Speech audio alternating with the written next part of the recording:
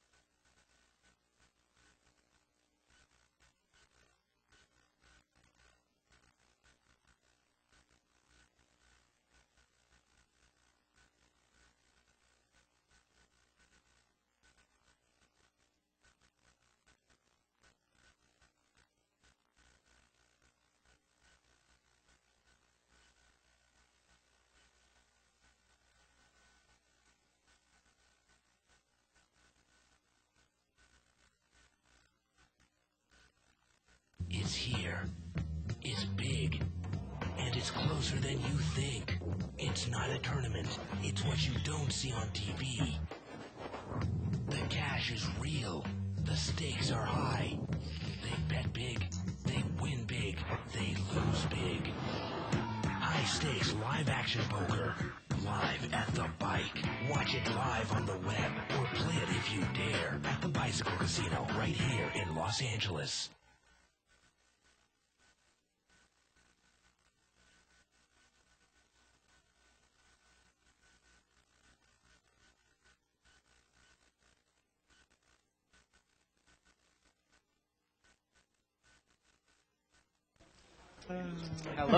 Hello everyone, and welcome to Live at the Bike, brought to you by the Bicycle Casino in Los Angeles, California, the first and only webcast of real action cash game poker. My name's Bart Hanson. I'm here with Dave Tuckman. It's another Wednesday night whale game.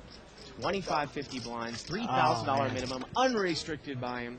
I was looking forward to this so much after last night, I swear. Absolutely. Couple of lines of cocaine, couple of shots of whiskey, and I'm ready to go. All right, well, let's head over to the table and let's get into it. Start off by introducing the players. Let's do it. Seat number 1, we got Jonas. Everybody's favorite. If you want to know, he's 2+2. He's Riverboat King on 2+2. That's right. Excellent no limit hold'em player. Always fun to watch him. Seat number 2 is, I think we're actually going to add him in the game, but we'll see. Seat number 3, we've got Corey. Yep. And Corey's pretty tight. I mean, if he's putting chips in the pot, he's usually got it. Seat number 4, we've got Jason Cacciatani. Yep, there he is. And Jason is a really good player. His instincts are there. He's aggressive. He mixes it up. You never really know where he's at. He and Jonas are always fun to watch when they're at the table together. Seat number 5, we've got Russ. There's Hollywood Russ. There Yeah. he is. Apparently writing down one of his hands. He always likes to keep notes. Seat number 6, we've got Barry Woods. A return to Barry. I haven't seen him in a week. And always good to see Barry now. Now, Barry's one of those players I like to call him as a reactive player. He's not going to really run a table, but if you put players like Jonas and Jason Cacciatani at the table, he will definitely play with them. Barry's a lot of fun to watch. Seat number 7, we've got Paul, our seasoned turkey, as you like to call him. Right. He really is a seasoned pro. I mean, he's been at this for a long time, knows how to play. Seat number 8, we've got Amir. And Amir's one of those players you never really know what you're going to get. I mean, he's pretty solid, he's pretty ABC, but then every once in a while he mixes it up. He's creative and pretty good. He is prone to going on tilt. And it'll be interesting to see what we get from him tonight. And seat number 9, this player needs no introduction. No, he doesn't. That's Wearing Allen. the red shirt. Yeah. That's Allen. Well, white chips are $100 chips. Purples are $25 chips. 25-50 blinds. Uncapped buy-in. As we get into the first hand of the night here. Look at this. Allen flopped a straight. And he bets right out there, bottom end of it, with 2 diamonds on board. He's going to take it down with a $275 bet. As always, we like to keep this show interactive. You can email us at live@thebike.com. You can follow a live thread that started on the internet by going to 2plus2.com, spelled out.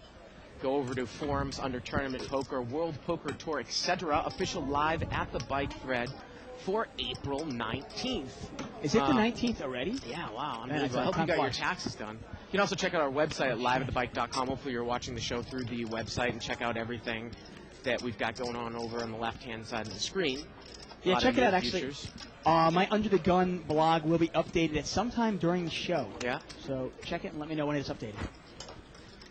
Jonas looks like he is going to limp in here, somewhat late position with 9-10 offsuit. Yeah, he wants to play hands against Hollywood Russ and Barry. I really think that's why.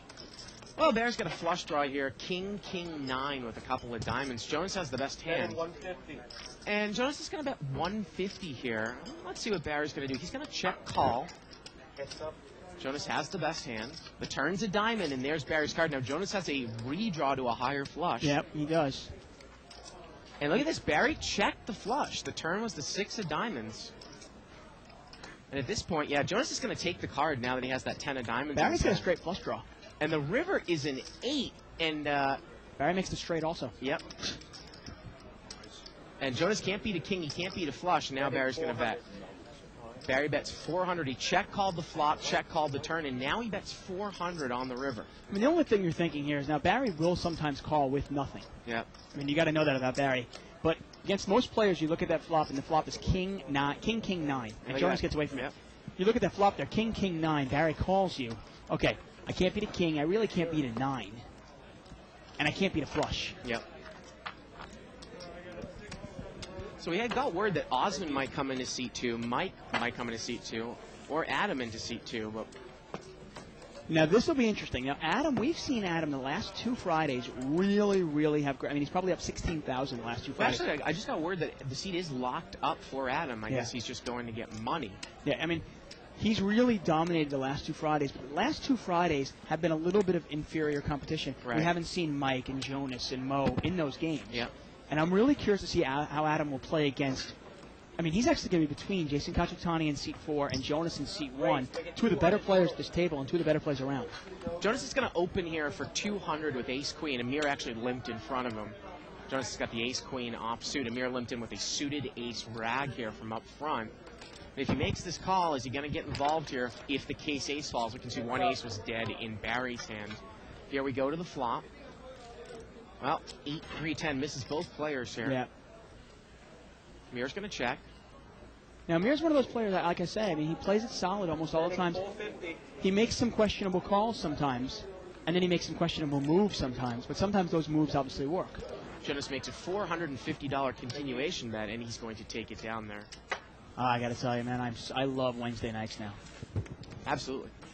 Wednesdays and Fridays are my absolute favorite, and obviously for Live at the Bike, but also the games are always usually good. Now, tonight's Stars and Stripes tournament was a $200 multi-rebuy. Yeah, there's going to be a lot of good ring game action. Exactly. That's what I'm thinking. Especially we're going to hop into it after the show. Now, a lot of questions have come up, Dave, about what is tomorrow night's game going to be. Most talking about trying to do 5-5 pot limit. Of course, we've got a lot of people that like to play in the 200 game. The answer is I just don't know yet. Mo's going to be back tomorrow. You just got to bear with us. Yeah, I mean, now, since Mo is just coming back and he's been out of town, I'm gonna guess that he probably won't be able to get a pot limit game going tomorrow. Yeah. And that probably won't start till next week. But like I said, like you were saying, we're not swearing by it. Barry's limped in here on the button with ace-5 offsuit. Amir is going to check it out of the big blind.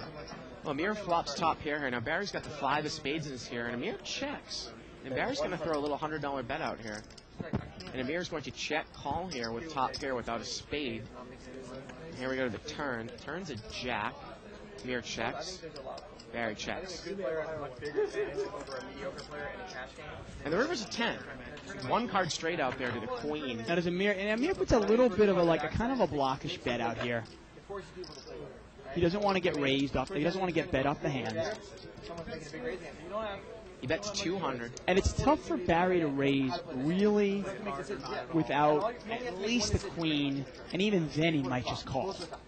If he just has a plain queen. If he had ace queen, he might raise, but Barry's going to get away from the hand. So if you make those kind of stoppish defensive block bets on the right type of board, where you really know that someone can only really raise you there with a very, very high flush, it tends to work. You can almost really name your fights there. I mean, unless the player can pick up on that. Now, if you try that little blockish bet against a player like Jonas, or even like a guy like Mo, and they smell it out, and they smell that you're somewhat weak, they might raise you off the hands. Pocket aces over here for Allen. Everybody out there in internet land, I want you to head over maybe to take a look at the small stakes pot limit, no limit forum over there in 2+2. I had kind of an interesting argument with a guy late last night. Maybe someone can bump. Are they chopping it? No, they're playing. They're going to play it. Allen is going to raise with aces. Now Amir has queen 4. And is Amir going to get? I mean, the thing with Amir is, why did Amir even complete? Yeah, I don't quite understand that. You know? Someone wants to bump up my post there over that forum. It was really interesting. I kind of discussed it with you briefly about how your rates in a game where the game is unrestricted, or the game has a higher, say, restricted buy-in than any other game, your rates are going to be higher than a game. Say, if you get a 5-10 unrestricted game, your rates are going to be higher than a 5-10, $500 capped game. Of course. And the interesting point of it, interesting little thing over you there. were saying how the people were basically saying that the way to define a game is the blinds. Right. And obviously, No Limit Hold'em, that is not the way you define a game. And No Limit Hold'em is not a fight for the blinds either. No. Now, Paul here is going to bring this one in for a raise. He's going to make it 175 to go. He's got ace-jack on the cutoff, and Amir's got ace-10 here on the button. And once again, this is Amir's weakness. Now, I really do like Amir's game. He's a good player. But calling Paul's raise with ace-10 offsuit, you know what I mean? You got to think of who you're calling a raise against. If Barry raised this, I might re-raise with ace-10. But Paul's raising, I'm not going to do that. And Allen's in there with the queen 7 of hearts. And Jonas is in there with 7-4 offsuit. So here we go. Queen 6 deuce here. Now Allen's got top pair. Let's see how he's going to do. He checks it. Nobody else has much of anything. And Paul does not bet into 3 other players. Now the turn's a jack, and now Paul has second pair. But now Allen's going to throw out a bet, and this almost smells like he has a weak queen. Yeah. I don't even know if Paul is going to get involved. We can see the back of Adam, and that's going to add a lot of action to this game in seat 2 coming in. And Paul's going to raise. Wow. Paul is going to raise Allen. Maybe he figures he can get him off of a weak queen. I mean, Paul is really almost representing pocket jacks here. And Allen he does. We've actually seen that play work against Allen. You can really get him to lay down top pair, no kicker, if you show strength. Well, Allen's game has gotten to the point, his game has gotten a lot better, to the point where he does lay down top pair, no kicker. I mean, he used to call that down to the river for all his chips. Now, like I said, Adam really kicked the crap out of this the Friday night game 2 weeks in a row, but it was against inferior competition. And I'm curious to see how he lines up against these guys. There he is. How much is he bought in for? We'll get word of that in a second. About 3,300 we're getting. Yeah, he likes to buy in for small and see if he can just run it up. Yeah, and he's been doing that. I mean, we started a Friday game where he had 1,000. He ended up over 10,000 at the end of the night. We've got no Mike, but we've got Mini Mike. Yeah. Interesting bit. Who's going to play a hand first? I would take you. Yeah, I have a favorite. Folded around here to Jonas. He's going to complete with king high. Adam's got a queen 4 offsuit here. It's interesting, Paul's image there. Yeah. Paul raising Allen, and Allen actually respecting Paul enough to throw his hand away. Now, Adam's got he's got a top 2 pair here. And he's going to throw a little bet out here. He bets 50. And I don't think Jonas is going to get involved. Queen 4-3 here. And this guy is real action. He's probably going to be driving the table. Like you said, it's going to be interesting to see him sandwich between Jonas and Jason Katsutani in seat 4 there. Yeah, it might take these guys. Now, Jonas and neither Jason or Jonas they don't know Adam. Yeah. It might take them 3 orbits to figure this guy out. Yeah. What is that freaky little frog? Or turtle, what is that thing?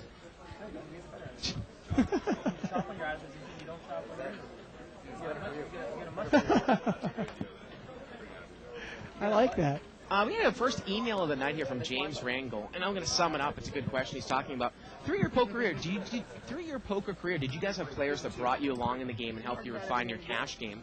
How important is it to have a solid group of poker friends that you can kind of bounce things off of? And I'll get to that in a second, Dave, because I think that you and I really tend to bounce a lot of things off each other, and I think you and I kind of help each other's game. Definitely a lot. Yeah. four-way action here, limped around. Ace, 10, Jack. Barry's got top pair. It's not a great flop for ace deuce here. No, a couple of clubs at that. If Barry's in good shape, though, I mean, nobody's got much of anything. He's going to throw a little $200 bet out here. And that'll probably take it. Now, like a lot of times in this game, the first 30 minutes are a little bit of a feeling out phase. Now, this game only started about 20 minutes ago. Right. So everybody's going to kind of feel each other out. Then once there's a big pot, that'll kind of open the floodgates, I bet. Button moves over here to Allen in seat number 2. Seems like forever to us. Russ is in the big blind here. Yeah, we are going to try to enforce that rule, Dave, kind of about players not leaving the table for 15 minutes or more at a time. Maybe Donna can remind Allen about that. Allen's got a queen 10 of diamonds. He's going to limp in here over in seat 9. Now, that's not a premium hand, but would you ever raise that in that spot? I mean, that's 2 off the button. Might you raise it there and buy yourself the button? Well, I think Jonas is going to be doing this a lot to an Allen limp all night. He is raised with ace 6 of clubs, and he has position on Allen. And the reason he's raising, folks, he's not raising because he likes his hand. He's raising because he's in position and he's trying to isolate a weaker player to his right. Here we go, about a $450 pot going in the flop. Queen, deuce, 6, and Allen's got top pair here now. It's a 3 flush out here. And Allen is going to come out and bet. And it might be interesting to see if Jonas might call Allen with his hand. Obviously, he might not. He probably knows his hand isn't good now, but see if he can represent something. And Jonas calls. Yeah. Here we go, over $1,000 pot. We saw this last Wednesday, though. I want to say 2 Wednesdays ago, and it was Jonas versus Allen. And Jonas, wow. And now Allen moves all in here on the turn. Well, that takes all the play out of it. Yeah, it there. does. It's an easy laydown for Jonas. I mean, unless Jonas puts Allen on like a king of spades, but I don't think so.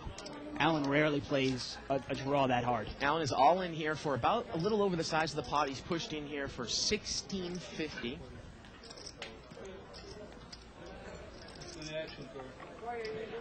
And if Jonas calls, I mean, he has 5 outs to the win. He needs a 6 or an ace, and that's it. You can see that he's a big underdog by the percentages. Yeah, queen jack with the jack of spades. Jonas is asking if he has queen jack with the jack of spades. No, it's not that good, Jonas. He's scared of the flop. He doesn't want another spade.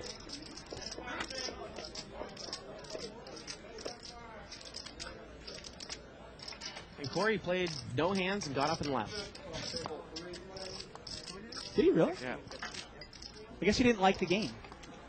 You know, I got to tell you, if you're a player like Corey, this might not be the lineup you're looking for. Yeah. I mean, this is not necessarily an easy And look at this. lineup. Jonas is going to make the call.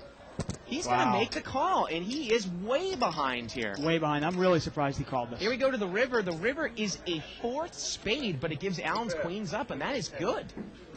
Wow. Yeah, I'm surprised. I mean, I always make some real questionable calls. A lot of times somebody will look at after I make a call, somebody will go, Dave, how did you call that with 4th pair? I remember you were talking about last night. And sometimes you just get, it's a fine line between looking like a genius and a moron. And sometimes, obviously, I look like a moron. In that case, you know, Jonas obviously made the wrong decision. He trusted his read. He trusted his instinct. It was just wrong this time. And you can become our friends over at MySpace. Check out myspace.com. And Allen doubles up there. Wow, that's a pretty big pot. I mean, we're talking about a $4,800 pot there. Yeah, that was a big pot when Jonas made that call. Unbelievable. And I'm surprised. I mean, he loves tangling it up with Allen, but you really can't bluff Allen unless he's got a weak hand. And Allen is rarely going to be betting like that with a draw. I mean, what do you put Allen on? Now, Adam's got an ace-queen of clubs here over in seat 2. And he's going to raise. Now, Adam did not buy in for very much. He only bought in for about 60 times the big blind. He has raised here to 225, and Barry's not going to call him the blind with deuce 5 offsuit. You earned it. Did he raise it 225 or 275? I don't know how much you guys raised today. Looked like 225. 225, okay. Because Barry was commenting on how much he raised, and I actually don't think that's that bad a raise. I mean, I would probably make it more like 175, I guess, maybe 200, but that's not bad. Looks like we got a new player coming into the game. Can he win? Action, huh? That's why I had to make it 225.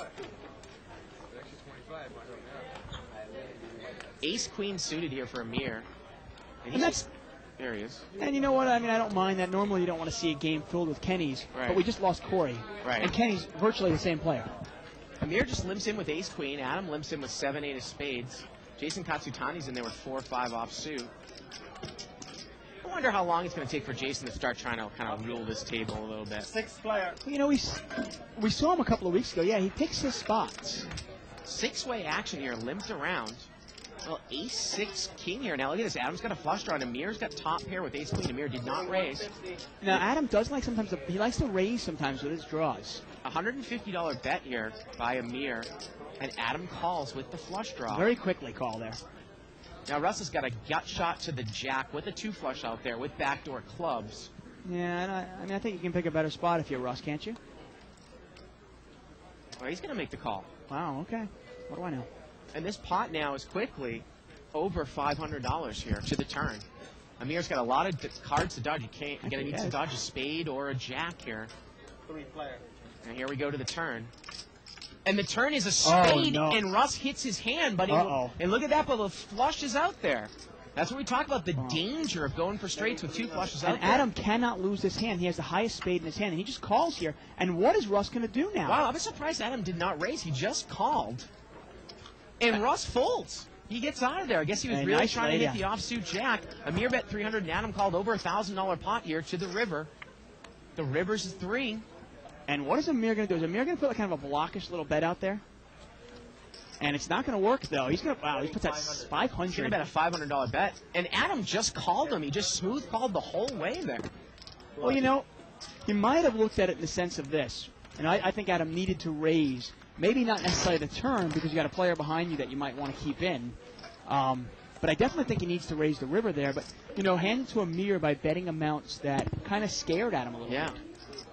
I mean, the other thing, though, is if you got a player behind you, do you want him lingering around with kind of a higher spade, maybe a 4 spade comes off? No, I'm with you on that. I mean, he definitely could have raised the turn. Yeah. But I'm surprised that he never raised. I mean, I guess maybe he thought he could only get called by a bigger hand than his. But I bet you if he raises another $600 or $700 on the river, Amir might call that. So anyways, getting back to that email, talking about poker mentors or, you know, just people in general that you might want to bounce things off of as you continue to improve in your poker career. Yeah, I think that's very, that's something that is very important. When I first started working here, there were a couple of people that kind of took me under their wing.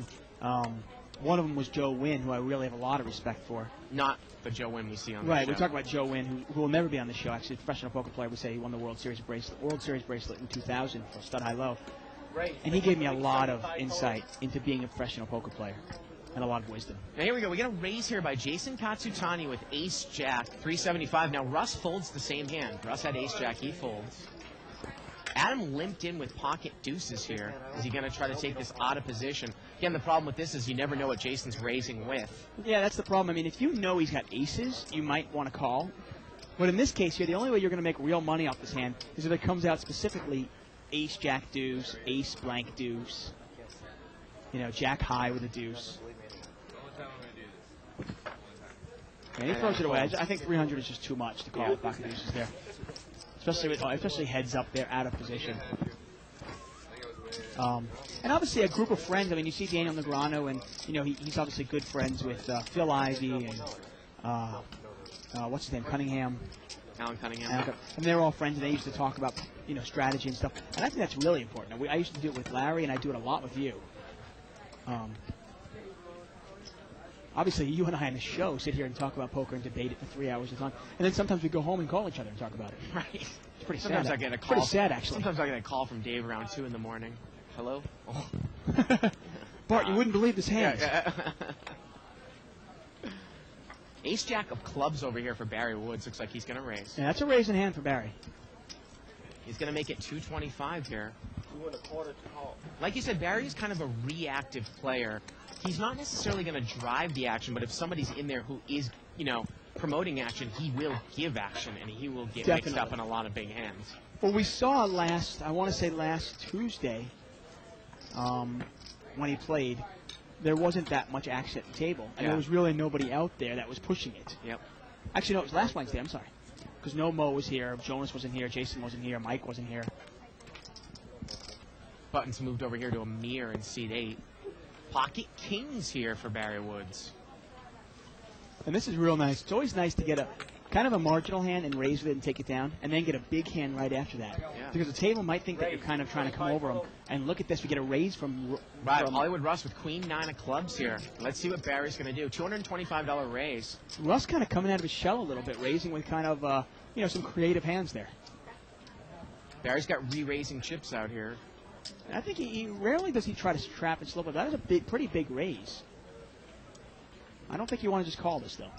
Now, if he does call, you do have Jonas lingering around the small blind with pocket 3s. Yeah, that's why I think you have to raise Make it this. 700 total. And Barry's going to make it 700 here to go. And that'll get rid of Jonas, I'm pretty sure, unless Barry's got a ton of money and Jonas has a ton of money. I mean, each guy would probably have to have something, at least 7,000 or 8,000 deep. And that's the thing. I mean, Jonas really wants to call because he Yeah. knows that Barry's got a big pocket pair. Right. With these cards, I was going to bust him. And there you go. That's what he's talking about. Yeah.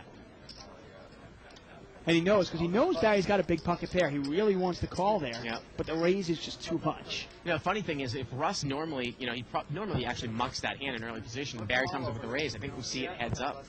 We might even see it 3 ways, because if Russ limps in with the $50, Yeah. now Barry makes it $250 to go. Then it folds around call, and then you might even get Russ in there with queen 9 of clubs. Button moves over here to Jonas. Got an email here from Hempog. He says, just want to let you guys know, from everyone at FNet Chat Network, you guys do a great job. High Stakes Poker is trash compared to this show. Keep up the good work. Well, Thanks you, a lot. Hempog. Hey, do me a favor, Hempog. Email us again with a link to your chat network so we can follow you guys along. Or at least check it out. Raise 250 total. Paul's going to come in for a raise here. He's going to make it 250 to go. He's got 8-6 of clubs. And we're not going to see a flop here. Again, Now, that kind of hand I like better than queen 9 of clubs. You know what I mean? Oh, absolutely.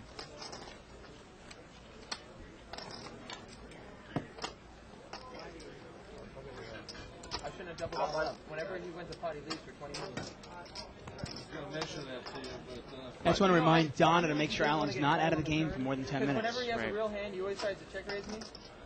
So I knew he didn't want to call, but I just didn't think he was that strong. And not one of these. Interesting, a couple posts here. Baron Banger told saying that while No Limit isn't about picking up the blinds, blinds do dictate action as people raise and re-raise according to what they are pre-flop. And he also goes on to say that if you have a 5-10 blind game with 1,000 max buy-in or a 5-10 blind game and a no-cap buy-in, a winning player would win how much more in the no-cap buy-in? I mean, that obviously depends. But, I just got into a discussion with a couple people talking about what the PBT 100 per, whatever it is, PTBB. And what exactly is a PTBB? I'll get to for that most in of a our second. viewers? There.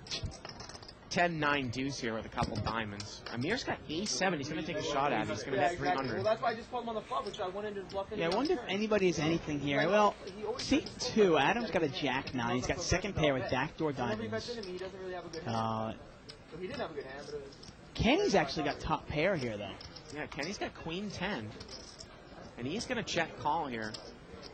And Russ is out of there. And I got to tell you, I get check called by a Kenny, I'm done.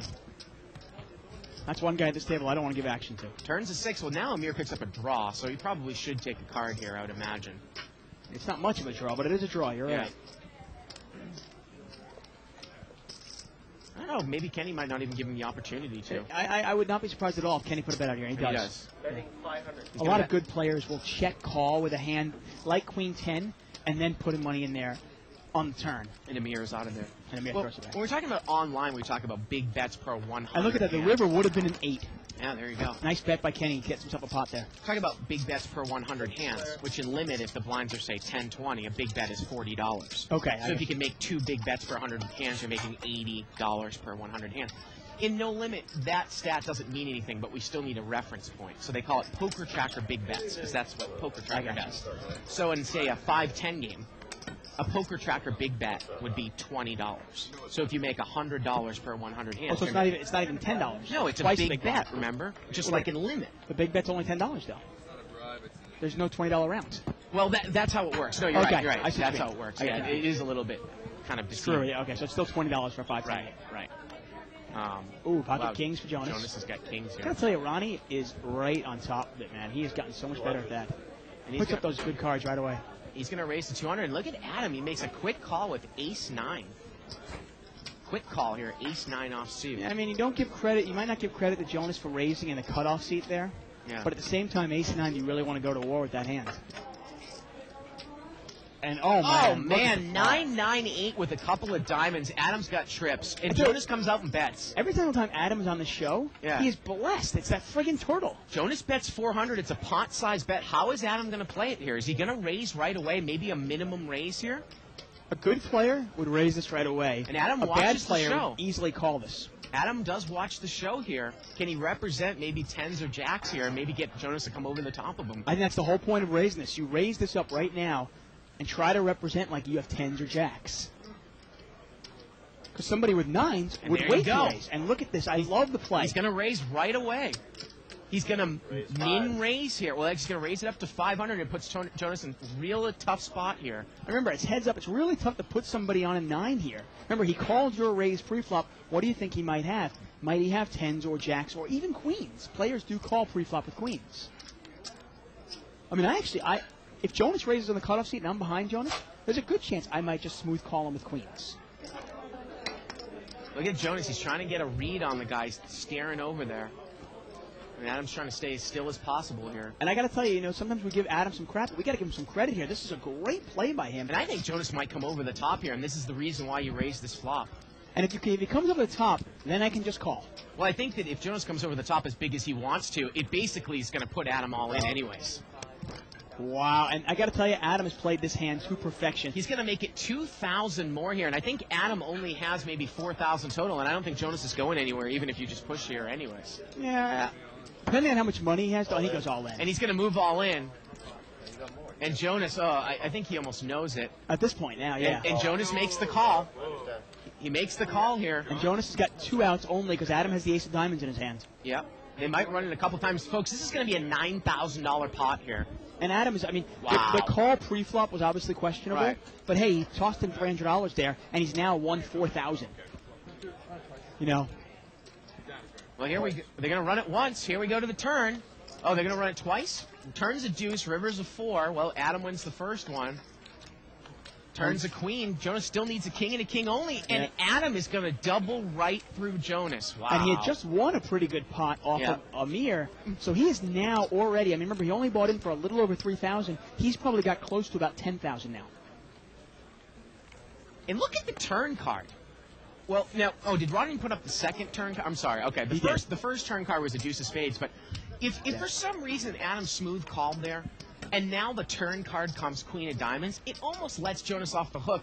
Now, Jonas actually might get a little bit involved because he's got the king of diamonds. Let's say Jonas had 2 black kings there, and the turn card's a queen of diamonds. Yeah. It almost gets him off the hook. He might release the hand. Well, you got to think about it. You can't beat Jack 10, which is a definite like a probable hand he might have. You can't beat a diamond flush if he had that. Yeah. And you can't beat pocket queens now. Another hand that you might think he has. Actually, pocket kings can't beat much there anymore. If you're getting a lot of heat. And I love the way post-flop there, Adam played that hand to perfection. He raised it, really confused Jonas. Jonas probably didn't think this guy would raise right away with trip 9s. And now if you're real deep there, I might just call after I raise. Right. I raise it up to, what did he raise it up to, 900 or 1,000? He made it actually 5. Yeah, he made it 900 total. 900 total. Now Jonas comes over the top for 2,000 more. There's a good chance I might, let's say I have 5,000 more, I might just call there, and now Jonas has to lead into me on the turn when a deuce of spades hits, and then I can put them all in. And if he checks to me, well then, hey, I'll bet it. Russ has got pocket 10s here, and he's going to raise. 250. He makes it 250 here. And Amir's going to call with 9-10. Allen's out of there, and Jason's out of there. And that's the exact flop you want with ace-9. You don't want an ace. You don't get any money out of an ace. Heads up here. King, queen, 3. Not a great flop for 10s here. Amir's got a gut shot to the jack. Amir checks. And Russ checks right behind him. The turn is an 8. And it's a 3rd diamond. Amir checks. And Russ checks right behind him. And the river is an ace. It's a 4th diamond. Now Russ has basically what is the 3rd nut diamond. And it looks like Amir's going to throw a little bet out here. And I think this is an easy call. $300 bet? I really think this is a pretty easy call. And a call here by Russ. And sure enough, it is. Diamond is good there. Yeah. I mean, because you got to start thinking about it. If Amir had the queen of diamonds, Yeah. you don't think he bets on the turn there? Because that means he has a pair, okay? Yeah. So that means he specifically has to have the jack of diamonds, because he doesn't have the queen of diamonds. You know that. I got to tell you, Adam, he should probably tip us. He says he watches the show a lot. And he always says, hey, if you want to win a big pot, you got to build a big pot. Yeah. He's always quoting us. He played that hand great. Really did. I mean, how many players do we know that would just call? Right. Oh, I know. And then Jonas would kind of smell it out. Yeah, yeah. And he might only win 1,500 on the pot instead of doubling up. Adam's going to raise here to 225. He's got a couple of red nines. Now, Amir's in the big blind with queen jack, and Allen is limped in under the gun with pocket sixes. This might go call. Well, Amir's not going to call, but I think Allen is going to call. Yep. Let's heads up here. Now, the hand's got to come out real... I was going to say... 8-4-3. Well, might Allen continue to get involved? He's got second pair to the board, and Adam has an overpair. I was going to say, for Adam to really lose a lot of money on this flop, it would have to come out like 6-deuce-deuce. You know what I mean? Adam bets 800 here. Is Allen going to get involved? Allen can't be. I mean, he can beat an overpair. That's it. I mean, he can't beat an overpair. He can only beat ace-king or ace-queen. Right. Out of position. Now, again, what I was talking about, the poker tracker big bets thing. So what I was saying is that Absolute allows you to buy in for double. Or like 200 times the big blind. So you can buy in $800 in a 2-4 game, whereas other sites only allow you to do 400. Right. So what I was saying was that a rate of a player where they buy in, where everybody buys in for 800, is going to be higher than a game where a 2-4 and the buy-in is restricted to 400. Of course. Well, there's more money on the table. Right. Obviously, if you're a winning player, you should be able to win more. Absolutely. Just makes sense. Yeah. And the game will play bigger, too, because there's more money on the table. That's just logic. Amir's got pocket tens here, and he's going to raise. He's going to make it 300 to go. Now, Jonas had limped in with a king-jack in early position from up front. He folds. Kenny Wynn's got pocket sevens here. I don't know if Amir has enough money for Kenny to make this call. That's what Kenny's trying to figure out. Is trying to ask Amir how much he has. I've only got like 1,000 left, Dave. Yeah, 1,000 left. I mean, I throw this away if I'm Kenny. I mean, unless you think your sevens are good. No, Yeah, he's not going to get He's going to involved. fold it. And I saw a post there by Baron Wenger talking about, he was talking about the pot. Now go to the top a little bit. Where is that? Now go a little higher, I'm sorry. There it is, Baron. No, I'm sorry, I missed it again. What the hell is it? There it is. Okay, now he says, while no limit isn't about picking up the blinds, blinds do dictate the action as people raise and re-raise according to what they are pre-flop. Not necessarily, Baron. And the reason I say this is people might raise and re-raise according to the blinds and according to how much money they have behind. Absolutely. If the blinds are 5-5 or 5-10, and I have $1,000, and everybody has me covered, I might raise differently than, let's say the blinds are 5-10, I have $10,000, and everybody has me covered. Look at this. Jonas has got kings in the big blind, and everybody folds, and he raises, and Jonas is going to take it down there. Well, look at Unfortunate for Jonas. Look at that. Pocket kings 2 times for Jonas, Yeah. and he's net down A lot. $4,500 about. Yeah, Actually, and he's at, I mean, right away, he's down $7,000. A couple of Wednesdays ago, he was down $10K right in the first 30 minutes of the show, turned it around to actually break even. But he's starting this show off like he started 2 weeks ago. And that's the way he's been doing it. Button's going to move over here to Allen. Seat number 9. Barry Woods has got 8-10. He's going to limp in. Paul's going to limp in with a queen 10 of spades here in the cutoff. Allen completes, or he's going to call on the button. We haven't seen Jason Katsutani play at all here tonight in seat 4. He does this a lot. He sits at a table and he tries to like figure out who he's going to pick on, I think. 5-way action here. $250 pot. King Jack 5 with a couple of diamonds. Paul's open-ended here. And Jonas just open folds here and gets up from the table. I've got to quote Ray in a second. I'm sorry, that was just too funny. And look at Barry. Barry's going to bet here. He has nothing. Yeah, absolutely nothing. And look at Paul. And like I said, Paul's got open-ended straight draw. There is a 2 flush out here. You think I'm kidding? I'm not sure what Barry said there. I mean, Paul said that. I think Paul said it was too much. And Barry's going to take it down. Barry steals himself a pot there. So you were talking about Jason Cacciatani, and Ray likened him to a shark lurking in the waters. It's quite funny. I guess you have to be there. Hey, you know, we got to put a little mic on Ray so everybody can hear what he says, because it's really funny. He's a funny guy. I mean, you guys don't know it, but he's really funny. Bud moves over here to Jonas, but he's up from the table. He's a little shy, though. I wonder if he might clam up, though. I don't know. And Beer's got ace-8 here, and he's going to make a little, well, it's a straddled pot here. Is it Hollywood Russ that's straddling? Yes. Yeah, Hollywood wow. Russ is straddling. Allen calls with ace-jack. Now, Jason Cacciatani's got pocket sevens with some dead money. Yeah, he's going to raise it up here. And he just picks his spots, and that's what he's going to do. And Allen might call this. Ace-jack suited? He actually has ace-jack offsuit. Jack of spades. Oh, okay. Allen folds. Wow. Allen seems to play really tight in this game.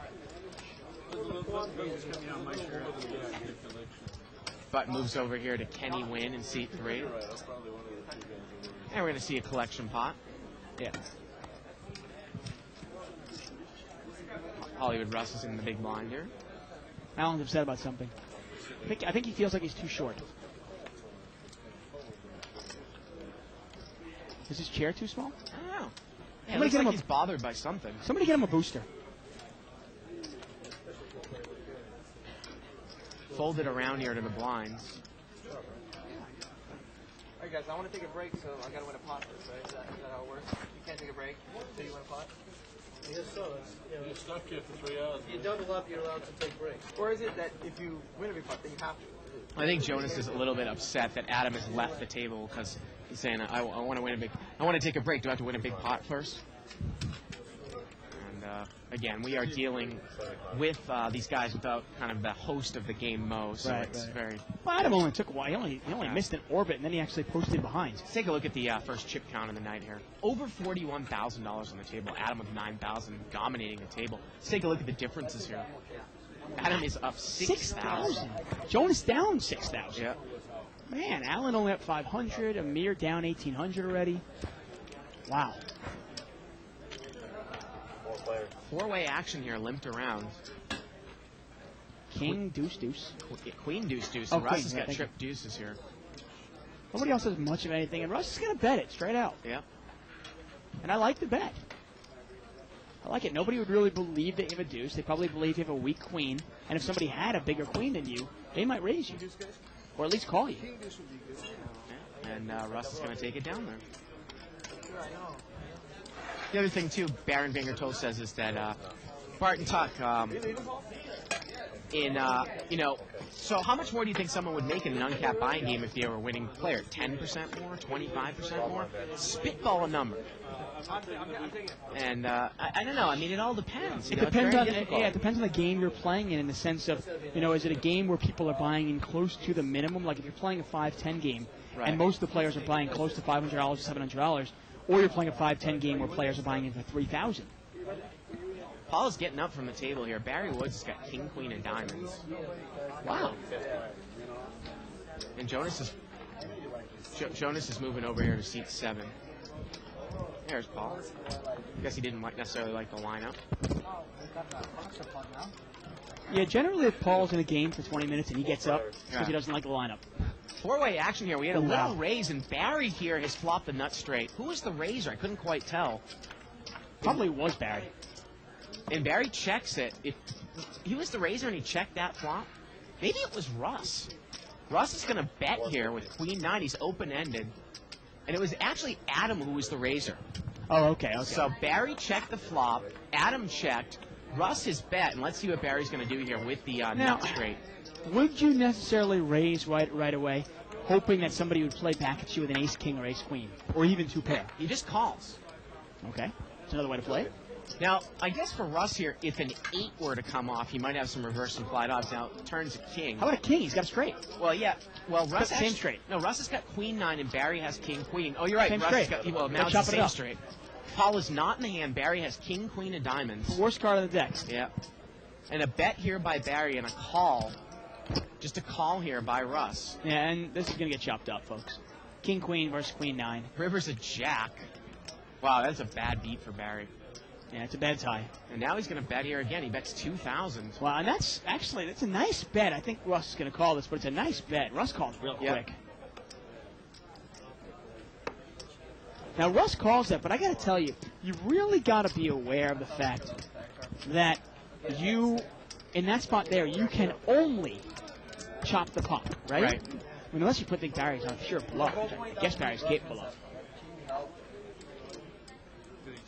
You also have to be wary of someone building up a pot there on the turn with a queen with a flush draw game. And again, you are only calling on the turn to chop the pot. Your hand cannot improve. You do not have a heart draw. Obviously, you don't have a set. You know, I'd love to talk more about this big bet, how much money you can win in a certain game. Obviously, tonight's game's not the best spot to talk about it. Maybe more tomorrow night conversation. Yeah, because we know we're usually following the action in tonight's game. Tomorrow, I think we'll hook on it more, or we'll get on it more. Now, this game's interesting. We've got 8 players, 3 of which are Jason Katsutani, Jonas, and Adam. So we've got 3 real action players. You've got Barry in there. You've really only got 1 real tight player, and that's in seat number 3. That's Kenny. Right. We can't broadcast that. Button moves over here to seat 6, Barry Woods. Allen is under the gun. I have a feeling that we're going to get that seat probably filled by someone coming off the tournament, Dave. Oh, yeah, I'm sure. 2-outer. You never know when people start straggling into the casino also. Well, we have people on the board. I don't necessarily know. Well, Jason Katsutani is going to raise. 5-6 offsuit. It was a non-loser. Didn't lose the pot. Barry is going to call here with 9-10 offsuit.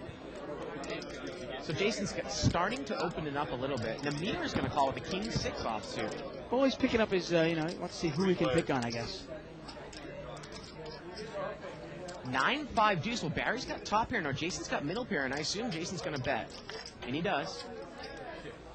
And if you're Barry here, might you put a little raise in there, see where you're at, or do you want to just call thinking that you can only get called or re-raised with the better hands?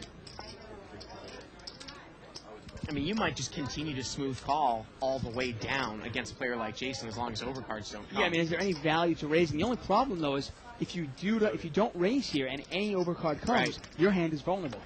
Barry calls, and look at this. See, now the turn's a king. Right, and you have no idea where you're at now. If Jason continues here, what does Barry do? And it's always the problem with a hand like 9-10. Yeah. If you raise there right away... And look at that. Look how quickly Barry gets away from it. And it's a dilemma, and I'm not necessarily giving you the right answer because I don't know. Because if you raise there on the flop, you almost have to make the read. If you raise there on the flop, in that case, Barry Woods is almost definitely going to win the hand. Right. And he's only going to get called or re-raised by a better hand, which would be an overpair.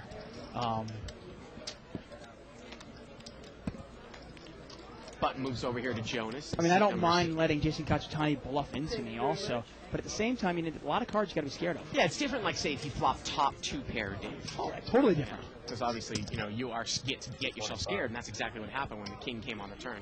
And Jason was smart enough to realize, you know what, this guy probably called me as some sort of pair, pocket pair, maybe a 9. I can use the king and represent that card. Now look at this. Jason is raised here with king, queen, and Adam is called with pocket 5s here. So Jason is opening his game up a little bit. Oh, 4-9-8. Let's see how Adam plays this one. Adam checks, and Jason checks right behind him. Now, I've seen this happen before. I mean, I've seen Jason raise this turn with just overcards before. But this time, Jason is not going to get involved. And Adam takes down another pot. I'm not sure if he's 100% familiar with Adam yet. Probably wants to feel him out a little bit. Button moves over here to Amir in seat number 8. Interesting email here from Matt. He says, hey guys, I need some help. At the table, I am perceived as a tight player. It seems whenever I raise pre-flop, everyone folds. Is there something I can do different to get action from 1 or 2 players while still building the pot? Well, yeah, give more action, right? I mean, show down a bluff or 2. Actually show them. Or if you're perceived as a tight player and you can't get action with your real hands, we'll use that image. And later on, bluff somebody because they won't give you action. Great. Use it. Amir's going to raise here to 250 with king-queen offsuit on the button. Now, Hollywood Russ limped in with the same hand in seat 5, and he's trying to figure out if he wants to play it out of position. He's not. Now, Jonas also limped in with an ace-6 of diamonds here.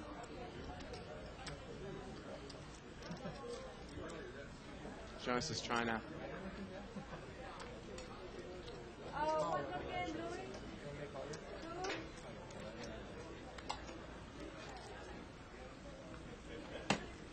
And Jonas is not going to call. No.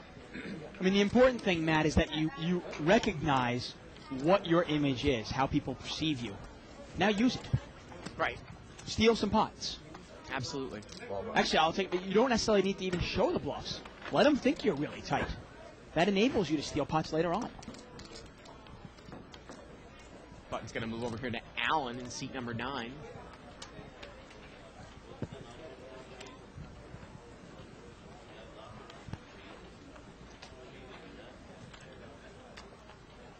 Allen's got a Jack-10 offsuit here on the button.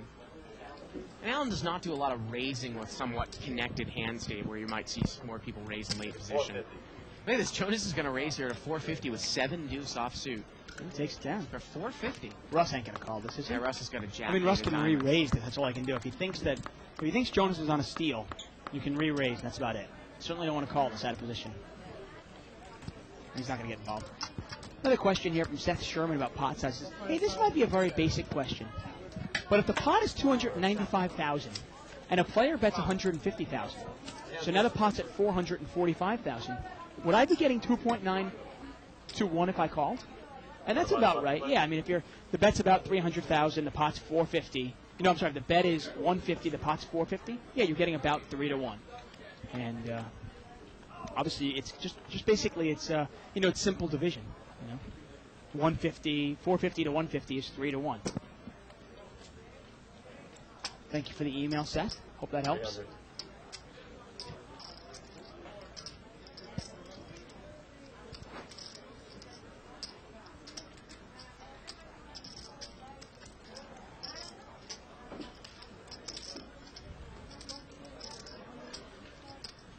Get a little bit of a raise here out of the button. Adam raised it up with 8 deuce. Barry's going to call with 9-10. We're heads up. 7-4-3, and the flop misses both players.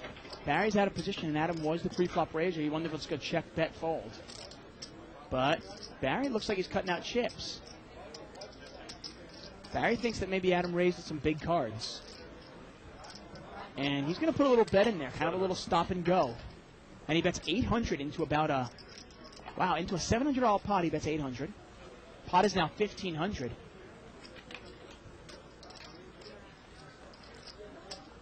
I'm getting worried. Actually, that's 700. So he bet the pot. Pot is now 1,400. Adam's got a $700 to call, and it looks like he's got some raising chips. Is he thinking about making a move? And he does. Wow, he thinks that Barry is full of crap, and he's going to make a move on him. Wow. And I think the raise is another 700. No, it's 1,000. It's 1,000 back to Barry. Adam made it 1,700 with 8 deuce. Amazing stuff here. And Barry throws it away. And a re-bluff. Look at that. Unbelievable.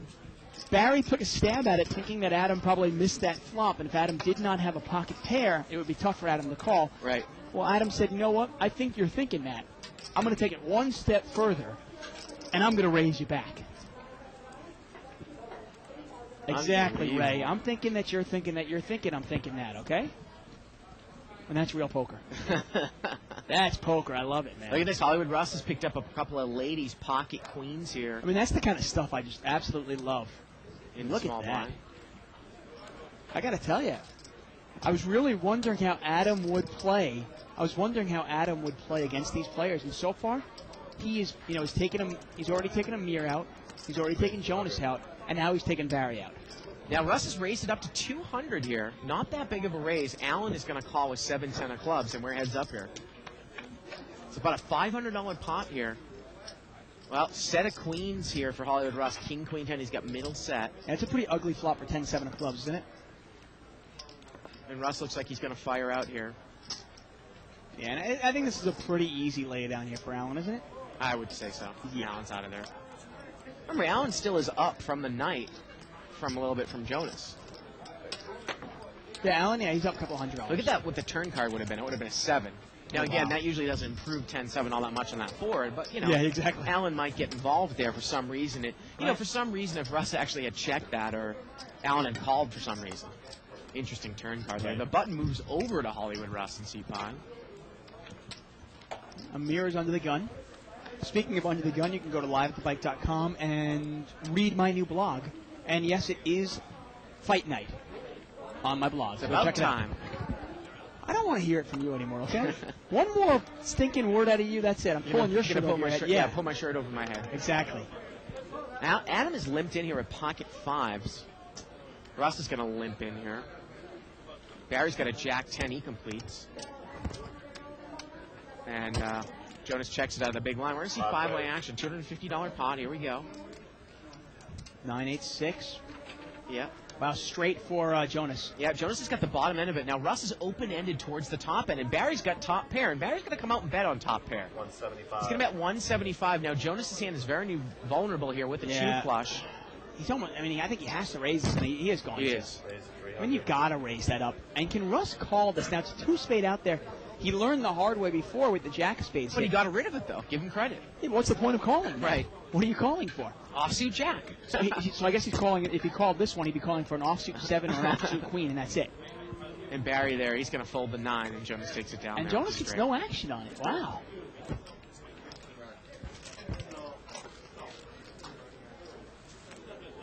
Button moves over here to seat 6. Barry Woods.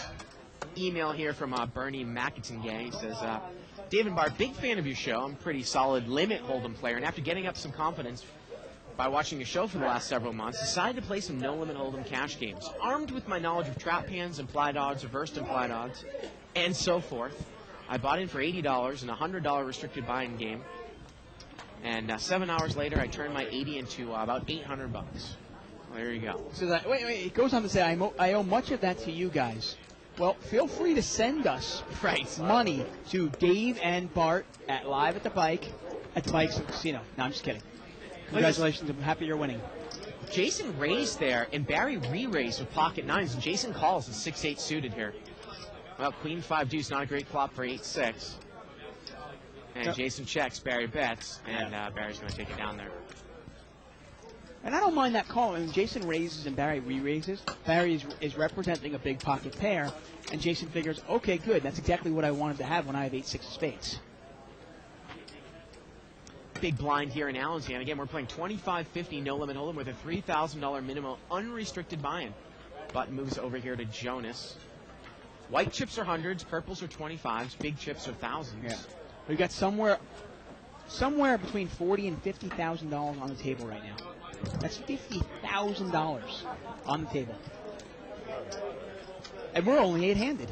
Now we get an ace-king offsuit here for Allen.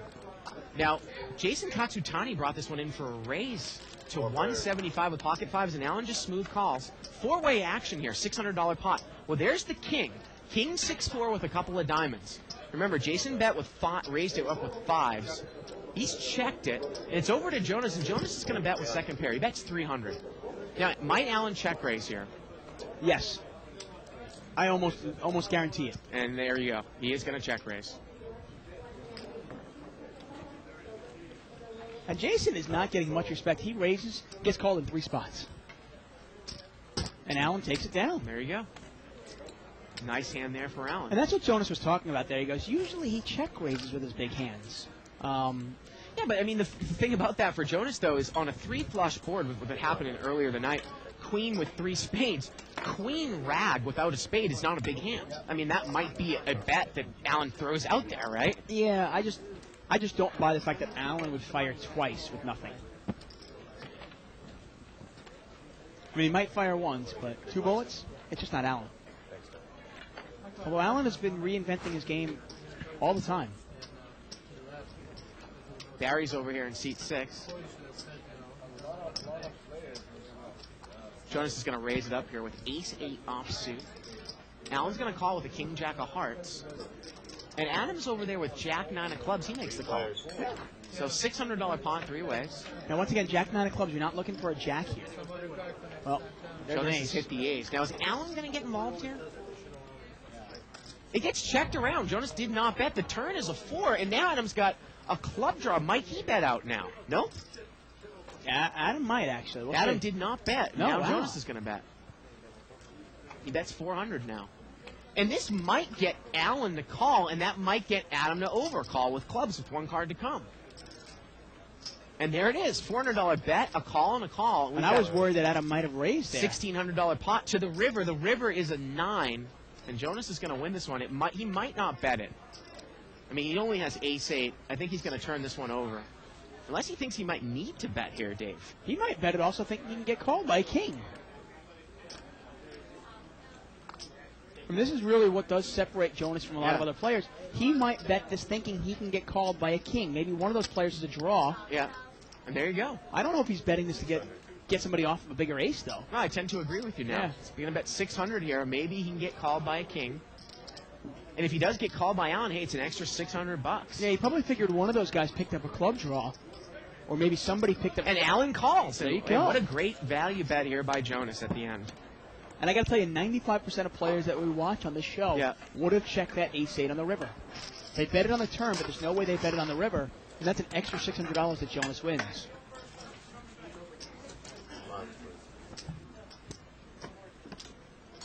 Button moves over here to Allen in seat number 9. Yep. Interesting that Jonas checked that flop. I don't necessarily know if he was, maybe trying to do something with pot size, trying to play it a little bit small. shaky. I mean, obviously, ace-8 is, you're not necessarily looking to hit an ace. No, he might be doing a little bit of both. I mean, in the sense of, he's keeping the pot small. He's also probably inducing a bluff. And he's playing it tricky all at the same time. Limped around here, and Adam is going to raise it out of the blind here, out of pocket 5. He's going to make it 325 to go, and he takes it down. I tell you, Adam is not afraid to put his chips in the pot, and that's what makes him a dangerous player. That's really the key when you're playing in a poker game. You can't be scared. You got to be fearless. Right. And if you're playing at a level where you're a little uncomfortable and you're scared to put the money in the pot, well, then you're playing too high. So you almost want to play a level of poker, and I say the stakes. You want to play the stakes that you're comfortable throwing some money in there and you're fearless, but at the same time you're not careless because you do care about the money. Right.